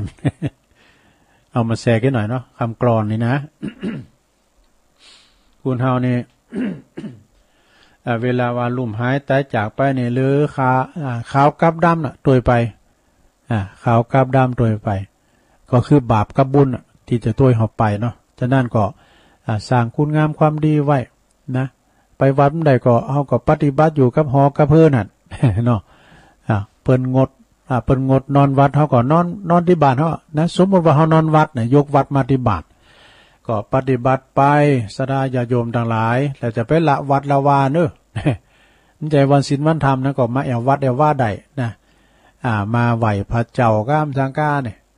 แต่วันนี้ก็สัมพองก็ทยอยกันไปตื่นกันขึ้นมาแล้วก็ไปวัดไปว่าอันนี้สงของการทำบุญตักบาตรนั่นเจ้าตุลุงจังหวาแล้วฮะเขาไปตักบาตรหยาดปกไปใส่ข้าวบาตรก้า สังต่างๆนี่นะหลวง เปิ้นก่อนมีอานิสงส์หมดซะนะเอาจะไปกินไปตานไปที่ไหนก็ตามตักบาตรหยาดปกใส่ข้าวบาตรนี่อานิสงส์ของการตักบาตรนะลุงนะการทำบุญตักบาตรทุกเจ้าถือว่าเฮาไม่ได้ไปวัดก็ตามนั่นลุงนะใส่พันเนนที่นามตัวโหเฮานะมีอานิสงส์เนอะมีอานิสงส์ที่เฮาได้ช่วยเหลือศาสนาเนาะได้ทนุบำรุงพระสงฆ์องค์เนรเพราะว่าประสงค์องค์เนรนั้นก็เพื่อก็ฝากต้องกับพี่น้องเจ้าบ้านนะเฮาก็จะได้ช่วยเหลือศาสนาต่อไปทั้งภพนี้และภพหน้าเฮาก็บ่ขาดแคลนซึ่งอาหารเนาะตายไปแล้วก็บ่หิวโหยดูเพิ่นว่านะอยู่ในอันภพก็บ่ขาดแคลนข้าวปลาอาหารอุดมสมบูรณ์ตลอดนี่การใส่บาตรนี่นะญาติโยมทั้งหลายเฮาได้ใส่บาตรญาติปกอันตีตูโหเนี่ยอันนี้ทรงแห้งกำแล้วนะใส่บาตรหยาดปกกันตีนามตัวบนตีกล้องมองไม้นะไปใส่บาตรปกปันป้อนสปีติโยนะเป็นการจุนเจอจอยเหลือนะไปวัดได้ก็ใส่บาตรที่นามตัวโหบุญมาถึงบ้านซะนะเนาะบุญมาถึงบ้านอันนี้ก็ฝากไว้นะได้ทำบุญตักบาตรกัน สนาญาติโยมทั้งหลายในเมื่อว่าเฮาไม่ได้ไปนอนวัดนอนวาแต่ก็เป็นความโชคดีเนอะเป็นความโชคดีของหมู่เฮาเจ้าขาดทั้งหลายอีปอยเมเขาก็ได้ฟังธรรมออนไลน์เนอะโดยความอนุเคราะห์จากอาจารย์พระครูอภิวัฒนวิกรมนะเปิ้นก็ไปสรรหาไปนิมนต์ครูบาอาจารย์เนาะตีวัดไต่วัดเนินในละปูนเจียงใหม่แถวไผ่ยาวเจียงไฮ้บ่นะ7 วันเนี่ยนะพัดศุกร์ถึงเสาร์นะหลวงเด้อบ่าย3 โมงก็มาฟังเทศฟังธรรมออนไลน์กันเฮาฟังที่บ้านมันสบายหลวงเด้อไปเห็นลูกหลานมาไก่เนาะฟังไปเปิดระยวนดังๆหั่นแล้วก็กันถ้าว่าเฮาฟังธรรมแล้วเนี่ยมันจะมี2โศงเนาะโศงในละชั่วโมงสมมุติว่าโศงตั้งแต่3 โมงถึง4 โมงเนี่ยก็ตุน1รูป1 4 โมงถึง5 โมงก็ทำตุน1รูป1เนี่ยพุทธดูต่างฟังแต่สะดาทุกอิริยาบถ4จะนั่งฟังก็ได้จะนอนฟังจะยืนจะเตี้ยวจะท ทำการทำงานไปฟังทำไปมั่นโมนเนาะโมนในธรรมเนอะเป็นว่าบันเทิงในธรรมสู้สังละปะเตปัญญังฟังโดยดียอมเกิดปัญญาป้าลูกปลานมาฟังธรรมนี่เป็นธรรมเหลืองเนาะซะท่าเนาะโอ้ตุลุงบอกโอ้เปิ้นก็เข้าใจธรรมเนอะอาจารย์เนี่ยมีวิสัยทัศน์ความคิดกว้างไกลเพราะว่าเปิ้นปิดวันกันน่ะหลวงที่วัดพระธาตุน้อยๆเนี่ยหลวงพ่อก็งดไม่ได้นอนวัดกูเตมี11คนทำกูปีมีตั้งแต่ปอจานปอหลงแล้วก็ชาท่าเจ้าบ้านแม่ครูเขาเปิ้นมานอนวัดเนาะปีนี้ก็ปฏิบัติตามบ้านตามจ้องเนาะฟังธรรมออนไลน์จากครูบาอาจารย์โอ้ตุลุงก็ดูต่างฟังนะรายการตุลุงมันจะมีอยู่แล้ว3เจ้าเนี่ยมันไหลดินะคือมันโลงดิ แล้วก็มีเมื่อวันเนี่ยเขาก็ฟังครูบาอาจารย์เทศนำเทศธรรมกันไปเนาะโอ้คุณก็ฟังกันหนักกันหลายสราญาติโยมทั้งหลายเนาะแต่เจ้าขอบคุณแต่แม่จันติบเตเนอร์แม่จันติบแสงทองนะเปิ้นอยู่สระปีโทรมาคือกำลังใจตัวแล้วก็มีตางานแม่บุญแม่สีจากสระปีตุนผึ่งตัวเนาะที่เปิ้นโทรมาขอบคุณครูบาอาจารย์ที่เปิ้นฟังกันก็มีตักไปตังลายให้หน่อยนึงเนาะแม่แสงชุติวงศ์โดยก็ฟังแล้วพุทธเจ้าชาย9เผ่าพี่น้องบรรทาฟังอยู่ตุลุงโอ้แม่สายพินจังซอก็มาแล้วกราบไหว้สาเจ้าตุลุงเจริญปอนไอบารมีวังใจชิดตัวตุปินหนุ่มจากวัดฝายหินตัวก็เปิ้นตักตังลายมาท่านเจ้าอธิการวิชาสุจินโนตุปิชาเฮาเจ้าคณะตำบลบ้านเจ้าคณะตำบลมงน้อยวัดป่าตาลตุปีเพิ่นก็ฟังนะเพิ่นส่งสติกเกอร์อันกรรมทำมาถึงวันไปทางอาจารย์สุทัศน์การทวังโดยปอจานยายแดงดอกตันล่อมตัว อาจารย์ ท่านพระอาจารย์สมเพชรปัญญาโนโดยนมัสการทุลุงฟังอยู่นะโอ้พี่น้องบ้านไกลแม่จิรพันธ์โมป้อน้องบัวชัยน้องบัวแม่ขจารนะอันนี้ผุนนำบุญสะพานบุญตังเวียงป่าเป่าคุณยายจันเรือนใส แม่จันก็มาแล้วเหรอแล้วก็แม่หลวงสายฝนจันคุณหน้าด้วยในหลวงสาธุคุณแม่เดือนเพ็ญทิมวางน้องหาน้ำบ่อลงด้วยกำลังใจตุลุงเนาะเมตตาบารมีตามอาจารย์พระครูสมุวิสุวัตวรกิจโจไหวสานะครับแม่แดงอัมพรเต็นดอกไม้คือกำลังใจตุลุงขอบคุณแม่แดงคำแดงคลองมีถ้าอันนี้พออยู่ทั้งใดมุ่นแล้วก็โยมการหาสีเพชรจากใหม่ป่าฟางนี่เปิ้นก็จะไปวัดชัดเจนที่เจ้าตุลุงนี่ขอบคุณลุงนัดลดเดือนลุงนัดชัยปินตาอันนี้ก็ฟังอยู่ตุลุงจากแม่วางเหล่าป่าฝางแม่ครูยากศนสาธุแล้วก็บ้านสวนด้อยหล่อโดยปีนานผลอารีแล้วก็มีแม่น้อยแก้วลูนตัวคุณแม่ทองคำที่วงคำแม่ครูตัวแล้วก็ปุ๊บเป็นตัวฝรั่งแม่พันธาวันนาโดยชาวนวลนิชวลิตโดยชาวชาติสมมาแม่สุทัศน์ดีมูลโอ้ปบุญธรรมชัยกาดหมูเปิงตัวปบุญธรรมปบุญธรรมปครูชัยตัวปครูชัยปุนก็อยู่น้องบ่าขาวปครูชัยทองขันชัดชัยวงศาด้วยแม่เลี้ยงบัวพินจากแม่เลี้ยงบัวพินศูนย์ธรเวชจากปุ่นเมืองศาสตร์เชียงใหม่แม่นางโอนเขาก็ดีกฤษกรแสงเงินชัยปรมมงคลมูลชีพพี่น้องน้องเอิกฟังอยู่นะพี่ไอ้นี่กรชัยน้อยศูนย์นกยุงประธานศูนย์นี่นะประธานศูนย์นกยุงจากดอยหลังถ้ำพี่ไอ้ใต้หัวโดยบรรจงกันทวงพี่น้องตัวแทนจากนำดิบเหนอนำดิบเหนอคุณโยมกัญญาจารย์โดยมีแล้วก็นักอยู่เนี่ยแล้วก็คุณลุงนิรันดร์ปันดอนตองเจ้าของคลื่นน่านฟ้าเรดิโอโดยชมรมวิทยุสมัครเล่น CB ดอยหลังถ้ำโดยทุกท่านโดยสมาชิก60ต่างๆโอ้พระครูนรงค์พระครูสุวิธานันทกิจตุปีลงจากทุ่งพึ่งเป็นมีสถานีวิทยุด้วยวิทยุเพื่อพ พระพุทธศาสนาวัดทุ่งพึ่งนะตุปิลงก็เดิมไปก็อยู่ป่าตานเนี่ยนะนี่ก็เป็นครูบารมีเหมือนกันเนอะโยมบุญช่วยบุญผลโดยวันลาโดยแม่ทองคำพรหมมินโดยนะแม่สีดาคนงามตัวเนื้อเวียงป่าเป่านะแล้วก็แม่จงดีฟังอยู่นะแม่จงดีเนาะ แม่จงดีเชื้อกันทาจากเมืองฝางเนอะแล้วก็แม่มนฤดีจากจอมต้องเนาะแล้วก็แม่อัมพรกันถ้ามีด้วยเนาะมีแล้วนะเอาตีก่อนโอ้ลงเลยเวลามาตุลุงจะเปิดสายกันเนอะทักทายกันแฮมกัมปักกันวันพัดหนาบนในลงเนอะตอนเดี๋ยวนี้ว่าแรงมีแล้วนะแรงนี้ก็ยกเวลาให้ท่านพระครูเปิดก็เขาจะได้ฟังธรรมกันนะได้ฟังเทศน์ฟังธรรมกันตอนนี้ไปก็เปลี่ยนบรรยากาศเนาะพองก็ลุกกันมาแล้วพองก็นึ่งเข้าเป่าไฟจะไปวัดไปวา ตอนนี้ตุลุงก็เปิดสายสดาญาโยมก็อู่จ้าป้าสายกันไปเนาะวันนี้ก็เจริญปอนเจ้าไอ้ซาเจ้าเนี่ยเจ้าต่อแต่ว่าเนี่ยเจ้าแต่ว่านี่อันนี้เต็มเขาไปก่อนเช้าขอต่อขึ้นเต็มนะเจ้าเนาะเจ้าวันนี้ไปหน่อยก็ต่อวันนี้เช้า4-5ขอเนาะบรรลงตุงตังนะเจ้าบรรลงตองเต็งเนี่ยเจ้าของที่ห้อยระยงระยางเจ้าบรรเลอะเวิร์กวะบรรลักเวิร์กวะ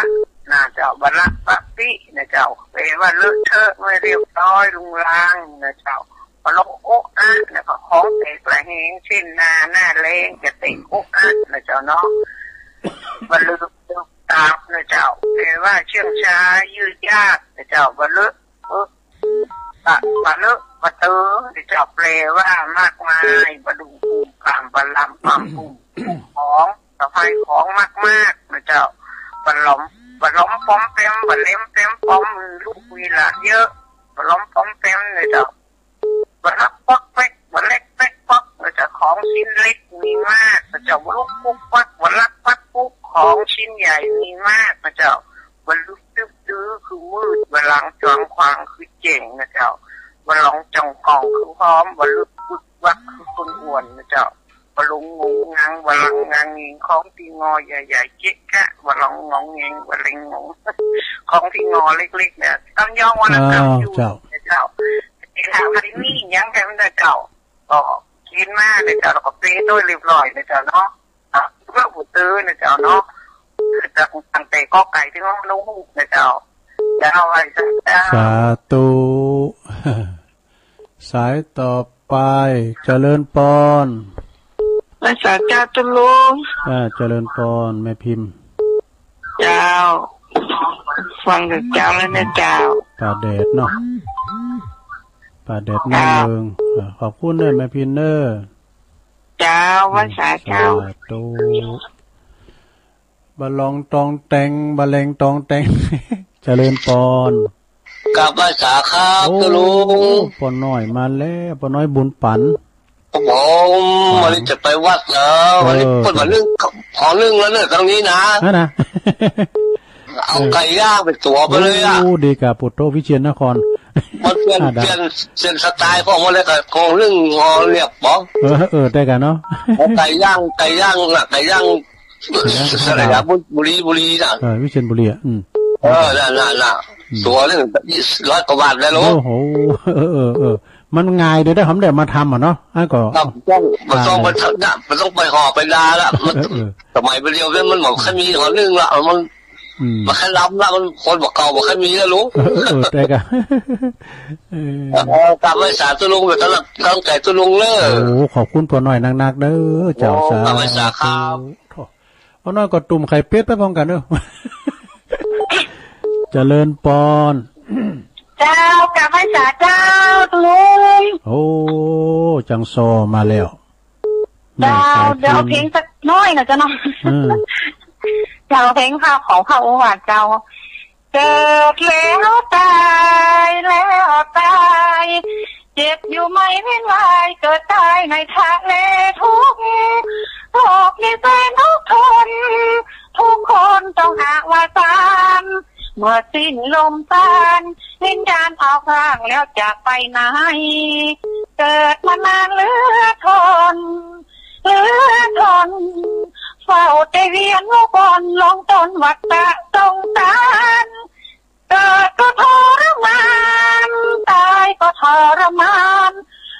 วิญญาณนั้นก็ทรมานเช่นกันอย่าหลงจนหลงระเริงเที่ยวแต่มัวพัวเพลินระเริงอบายอย่ามัวบูสุขใดโดยไม่มีนี่เป็นสิ่งสมมุติพวกเราชาวพุทธหาทางเร่งหลุดสิ้นสุดเกิดตายฟังธรรมศึกษาธรรมสัจธรรมน้อมนำคลายจิตใจเศร้ามองจิตที่เป็นทิศไหนใครจะไปยาตามพ่อแม่พี่น้องหาทางเร่งหลุดสิ้นสุดเกิดตายเจ้าจะรักใจเนอตัวลุงโอ้ขอบคุณแม่สายพินเจ้าแกไว้จ่าเจ้าจะจับไปวัดนะน้องเตกะสาธุเจ้าสาธุเจ้าเมสายพินนี่นะเป็นเกาะมาโทรมาเนาะเอาสายต่อไป0899556506เจริญปอนแต่ไม่จ่าเจ้าก็ลุงอ๋ออันนี้แม่สีทอนกันไหนนะแม่สิรินทิพย์ป่ะฮะแม่สีทอนเนาะน้องบัวชัยประการเสียงเปิดเหมือนแม่สิรินทิพย์เจ้าฟังกับเจ้าแล้วแน่โอ้ขอบคุณหลายๆฝุ่นโต๊กตั้งเฟียงตั้งปุ่นอ่ะชัยประการโต๊กมืดก็ได้ก็โต๊กทำแล้วโต๊กไปเรื่อยอ่ะฝุ่นชัยประการเนี่ยเพราะมันอื่นนี่ก่อนปุ่นไปวัดทำบุญนี่ก่อนไปโต๊กเนอะเด็กกับแบ่งเป็นตังค์พัฒนาน้อยเลยเนอะนะขอแบ่งมาได้บ้างตอนนี้มันตกหน่อยนะมอกสุยเนี่ยฝนตกสีฝนตกสีขอบคุณนะสีทอนสานี่ปีน้องตัวแทนปีน้องชัยประการนี่นะปีน้องชัยประการนะตัวแทนปีน้องชัยประการแม่สีทอนเจริญไวสาครับนมัสการครับผมอาจารย์นิพนธ์ครับว่าไปเลย มาถึงกันแล้วโยมแก้วทั้งหลายทั้งหญิงทั้งชายมากมายทั่วหน้าวันนี้ถึงวันที่เข้าพรรษาขอโยมทั่วหน้าเชิญมาทำบุญถวายพระอาบน้ำฝนเป็นทุนได้ความอบอุ่นชุ่มกายใจแต่มาเดี๋ยวนี้มันมีโรคภัยชื่อว่าตัวร้ายโควิด-19 ที่ตั้งใจนั้นต้องพันหน้าเศร้าต้องมาหงอยเหงาต้องเฝ้าระแวงจะไปทำบุญมันก็คอยแกล้งโรคร้ายรุนแรงมันแย่งคอยรอเดี๋ยวนี้ติดง่ายแต่ยาบ่พอทุกใจจริงหนอขอให้ระวังจะไปทางใดพอหน้าพอหลังอย่าไปรีบฟังกันดันเข้าไปห่างกันเข้าไว้ใจกันสักว่าใส่แม็กป้องกันให้มันแน่นหนาล้างมือถูทาด้วยแอลกอฮอล์กลับมาถึงบ้านอาบน้ำผ้าต่อเสื้อผ้านั้นก็ต้องรีบซักพันไม่ต้องไปไหนให้นอนอยู่บ้านโรคร้ายไม่ทันมาติดเราจบแล้วครับนมัสการครับโอ้ท่านพระอาจารย์นิพนธ์เนาะขอบคุณอันนี้ก็เดี๋ยวอันนี้สมณเณรเอาหลักกะครับผมกลับไว้สาครับหลวงลุงวันนี้ก็ มาแล้วเข้าพรรษาเนาะวันนี้เริ่มต้นวันศีลแรกเนาะศีลแรกวันนี้ก็อวยพรศรัทธาเฮาได้บุญ ได้กุศลกันวันนี้นะได้ยินเสียงป้าน้อยบุญปอนว่าป่นตาลก่อยย่างแต่ป้าน้อยอันสเลสลามมาตวงป้าน้อยส่งเคอรี่มาหรอส่งเคอรี่มาป้าน้อย ว่าเล่นศรัทธาญาติโยมเอาม่วนอันนี้มันพลิกแพงใหม่มาบ่ได้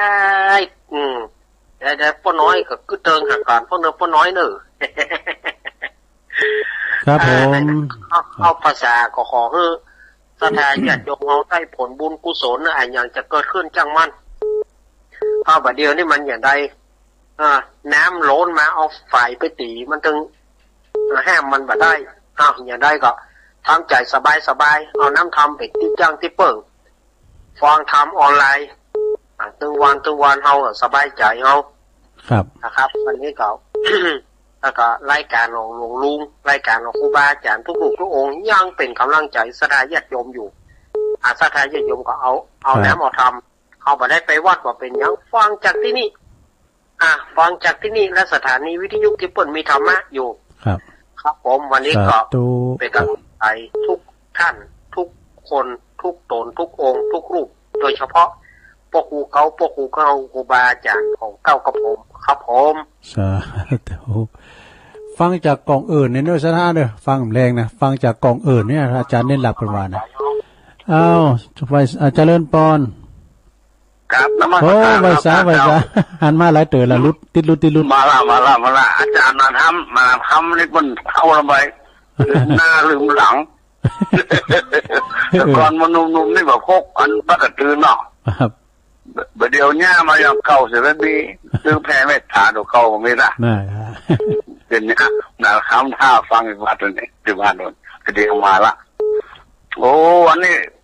แม่พรยายพรขอหนึ่งปนเลอะขี้เต๋อเนอะยังไม่น้อยว่าเนี่ยมากมายจากกองหมีนี่ถ้ามันครบนะลุงว่ามันจะฆ่าเรามันชิกซากว่าเวทก้อนผมเวทปลาเมี่ยงผมมันมีคนเผาผู้เซอร์นี่นะเจอลูกศิษย์ดาวกูมีสู้ก็มีจนตอกนอกแล้วห้องไปอินตักไงมีญาติหน้าตาบอดสองข้างลุงจังจะลุงว่าแต่ไหนมันตีพอเขี้ยวเข็ดมันอย่างใดเขาไม่อ้อมจอดโคปูดว่ะมีที่มันมีสมองอย่างโคนเนาะเพิ่นเอาขวานนะก่อนนะลุงเนาะขวานโยนฟันต้นไม้มีนี่มันมาฆ่านะแต่มันอัดจนพิการเลยอ่ะถามว่าลุงถ้าลุงยังมานอนอ้วกเหมือนนึงพี่เราไม่อยู่ในอัดหลังเอามาว่ะยอมเสียใบหน้าเลยหรอเป็นคนชนเผ่าก่อนนะคนเดินป่าเดินดงเนาะสอบไม้สอบตอกสลัวมันเมียงผมตอนนั้นผมอยู่เป็นเน้นอยู่สักป่ากับแปลงหินวันนี้สินในสินหลวงตรงก็ได้เตะทำนะการส่งข้อสารเนาะเตะวันนั้นแหละครับนี่เตะทำมาสุดการที่ส่งข้อสารเนาะครับแล้ววันนี้ลงโบสถ์ที่วัดอยากที่วัดพระธาตุน้อยเนาะ2 เขตมาเนี่ยมั้งกะเขต 1 เขต 2ขึ้นมาบุญ1 เขต 2มาวัดหลวงพ่อครับวันนี้ผมพอจึงเลยวัดหลวงโตนถาวรรังสีคน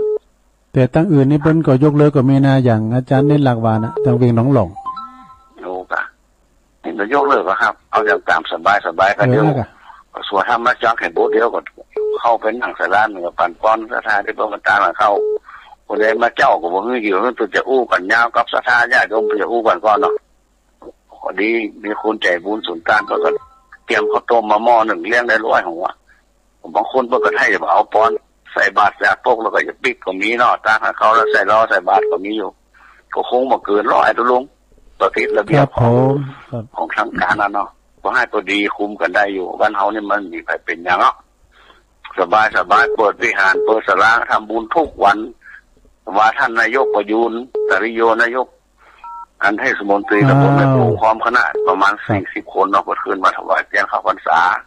ผมก็มาพูดจาต่อหน้าพระเจ้าในพร้อมกับของเงินบ้านป่าไม้แดงเป็นปู่กันนี้เลย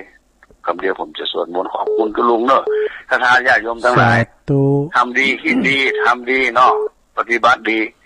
ศีล 5เคยรักษากายวาจาใจให้เรียบร้อยจบข่าวดีในตลอดภาษานี้เนาะจะต่อไปฉันเนอร์สาธุโมทนาลุงไว้สาครับ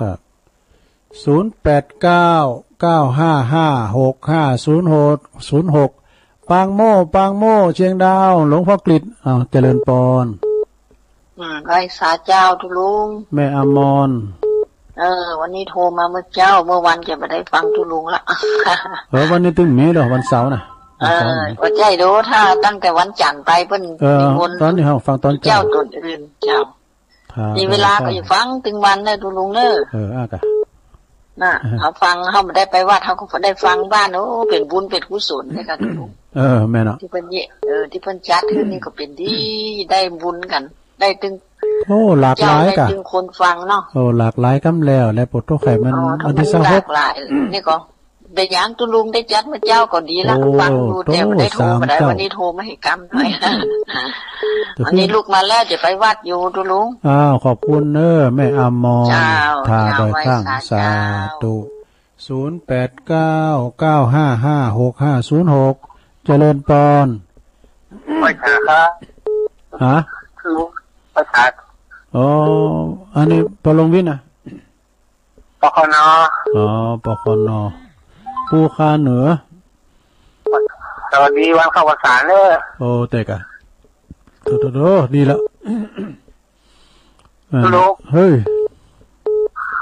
เข้าภาษาปีนี้อยู่ดีสบายตลอดภาษาเนอะถูกต้อง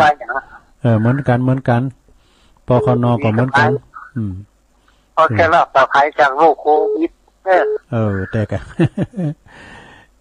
ยินดีเนอะไม่ละสัตว์ปคนสัตว์ตูปูข้าเหนือสัตว์ตูสวัสดีครับอันนี้เปิ้นอายุเต่ากับหลวงพ่อใหญ่กันเนอนี่นะหลวงพ่อสุจิตานุรักษ์กันนะเนี่ยเจริญปอนไหวสากับนวัตการไหวสาทุกปีครับปุถุโรท่านอาจารย์สมเพชรมาแล้วตุลุงนี่มันบอกฮอลไลน์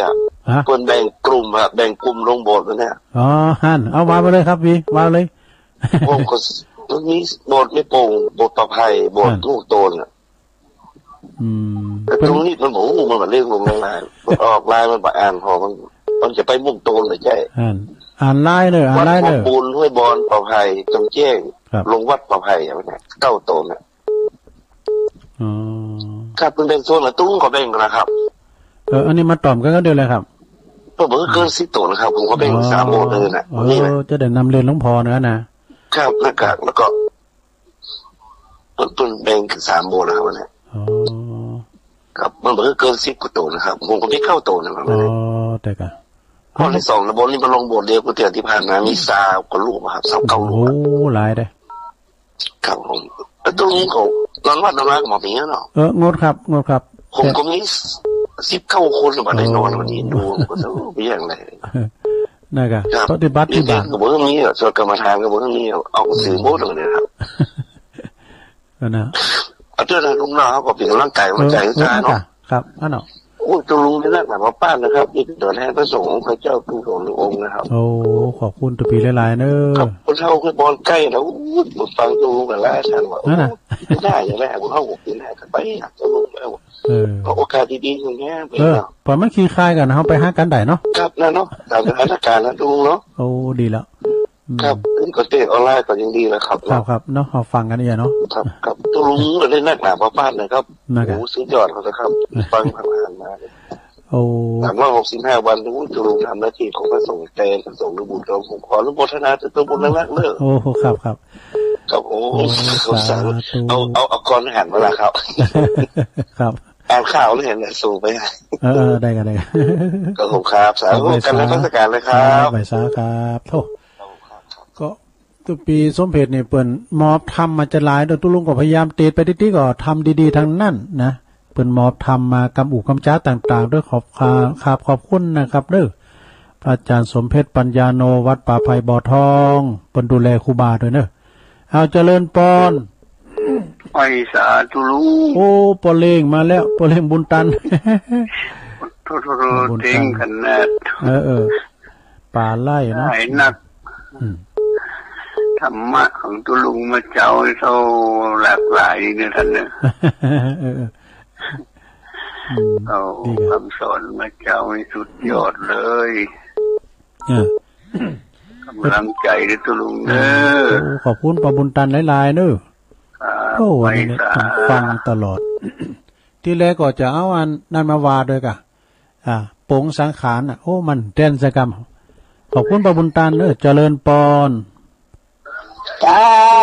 ไม่น้อมเนาะเจ้าไม่น้อมบรรดาจ้างไปว่ากันสบายเนาะไปเขาก็ไปก็ปิดแม็กให้ดีๆแล้วก็วัดตั้งนี้ไปแล้วก็อย่าไปใส่กันแก้วทั้ง3ก็ไปใส่บาตรเถียแล้วก็ปีกมาบ้านดีแล้ว เจ้าขอบคุณนะแม่เนอแม่น้อมสาธุโอ้แม่เพนทำแต้นเปิดอันแม่เพนอ่ะอ้าวขอมาแถมเจริญปอนเจริญปอนติดแล้วเจริญบ้านจะลงโยมพิสมัยนึกว่ามันจะปฏิติตัวลงว่าติดอยู่นอนฟังรับไปท่องไปพิจารณาก่อนรับไปนั่นกะตอนตู้ลงเต้ทำรับไปหน่อยพิจารณาเดินไปอยู่รับได้ดีเดินมาฟังอยู่แต่ฝนตกนะตู้ลงมาเดียวเนี่ยโอ้ฝนเลยมาดีแล้วเลยตำบุญอ่ะได้บ้านจุ่มวันเย็นหรอแต่ว่ามันก็ไม่ค่อยดีอะไรตอนที่เปิดจะไปทำบุญเนาะแม่นะสักกรรมมีเปิดกลับไปแล้วชัดเจนเลยเนาะเจ้าโอ้ขอบคุณโยมพิสมัยเนอะโยมดีเจนักจัดรายการอันนี้เฮียนนั้นท่านอันอะไรเห็นอาจารย์อันอะไรโยหายใจว่าสาธุขอบคุณเนอะโยมพิสมัยดอนตันแม่ริมสายต่อไปยายพรนมัสการเจ้านักการเจ้าฟังเจ้าละยายพรฟังเจ้ารับฟังอะไรโอ้รับฟังก็มีเหรอยี่โอ้เอาเปิดแล้วนี่รับฟังรับฟังยายพรร้องบัวแดงไม่รับดีร้องบัวแดงอยู่ข้างกำแพงวัดดีที่มาไปโจกเจ้าโจกดีแล้วพุทโธเน็ตเนอร์ยายพรเนี่ยนะกินข้าวลำเนี่ยมั่มแต่เบื่อกับไปทางหลังวัดนะกันเด้อพาน้อยอีแม่ขอปู่จ้าห่อนึงสัก3ห่อแล้วไปกินข้าววัดก็ได้เด้อหลวงพ่อประจุจะค้างเนี่ยไปขอมาหมาไปจะเปิดเพลงฟังแล้วนะคุณหมอค่ะยายพรวันนี้ก็ไปเมืองไหนกับไปวัดมาแล้วก็อยู่เฮือนน่ะไปเมืองไหนเนี่ยปิดแมกเนอร์เอาละนมัสการเจ้าตีกันเด้อเจ้าสาธุยายพรเนี่ยเปิ้นเก่งเขียนก้อนน่ะเน็ตขนาดแหละได้หยังแม่เขียนว่ากำแพงก็อย่างเจริญปอนไว้สาเจ้าตลงเม็ดแดงดอกตะล่อมเนาะเจ้าละเข้าตามไปก่อนนี้แล้วเนาะวันนี้ไปใส่บาตรแล้วเนาะนั่นกันวันนี้ไปใส่บาตรเจ้าขันเข้าตามได้เป็น2 วันนะโอ้ดีกะทยอยกันไปอันนี้ทยอยกันไปกะเจ้าสาธุเนอขอบคุณเนอแม่แดงเจ้าไว้ตาเจ้ารัตนาดอกตะล่อมดอยปะโขงดงปะคอยโอ้วันนั้นก็ได้ยินเป็นโทรหาตุลุงทองเหรอว่าก็ฮะแม่แดงเจริญปอนไว้ตาเจ้าโหอยู่ตั้งใดจ้าแม่บอกคำนะจ๊ะเป็นน้องหลงเจ้าเวงน้องหลงเนาะแม่เขาได้บอกคำเวงน้องหลงมาขจรนะขจรพอใจนะขจรพอใจบันแม่เพนเขาหน่อยกันเนาะฟังก็เก่งเนอะจะรู้ปัดกุบาธรรมชัยเจ้านะยินดีเนอะขอบคุณหลายๆแม่โบคำเนาะเจ้าฟังตุลงแม่เจ้าตลอดละโอ้ดีละตั้งงานหลายแก้วดอยเดนเพื่อบุกับฟังหลายตั้งเหล่ายาวบุญพบประตังน้ำเพอพระพุนก้าเนี่ยตั้งงานฟังจะนักดีแล้วเพิ่นโทรมาพร้อมกันก้าแต่แม่โบคำเป็นตัวแทนเนาะเจ้าตลอดนะสุโลดีแล้วก็หาเนาะสอหากันมันด้วยฟังหวยต้องซักชัดเจนดีเนาะขอบคุณแม่โบคำหลายๆเนอะสาธุเอาดำซักสายเนาะเจริญปอนกราบไหว้สาเจ้าทองคำบ้านห้วยบ่อทองค่ะอันนี้แม่ฟองคำมาเจ้าฟังตลอดเจ้าแต่ไม่ได้โทรเจ้าห้วยบ่อทองเจ้าแต่คืนนี้ฟังที่เป็นอันวัดพระธาตุ แต่ขึ้นตุลุงก็ฟังนะกะเป็นสวดมนต์เจ้าเปิ้นเตธรรมจักทำโลเจ้าดีแล้วธรรมจักทวนแต่น้ำมุนแล้วก็ยอดมันยอดฮัสวันนี้นะเจ้าเนาะแม่น่ะเจ้าฟังคืนหูเจ้าม่วนเจ้าขอบคุณเนาะเสียงไก่ห้องอยู่เนาะเจ้าเมินได้ยินนะเจ้ามันได้ยินเจ้าสาธุแม่ฟองคำโอ้บุญมาหยุนน้ำสายสุดท้ายเจริญปอนก็ให้สาธุโลฟังอยู่เนิ่นไม่เจ้ากดอยากขนาดเลยค่ะวันนั้นกะเขาก็แม่สายทองนี่หายไปไหนน่ะไปขับได้เด้โอยการเนาะยังมีบุญนักอยู่แต่เดือนพี่น้องการจะไปวัดอย่างนั้นกะตั้งข้าวอย่างเจ้าดีกะขอบคุณแม่สายทองหลายๆเด้อตัวแทนเป็นน้องหวยการเนาะเบิดตังกลุ่มมาถอมแม่ซีเด้อไปวัดในวันนี้นะเอาทำสายหนึ่งสุดท้ายเอาสายติดสาว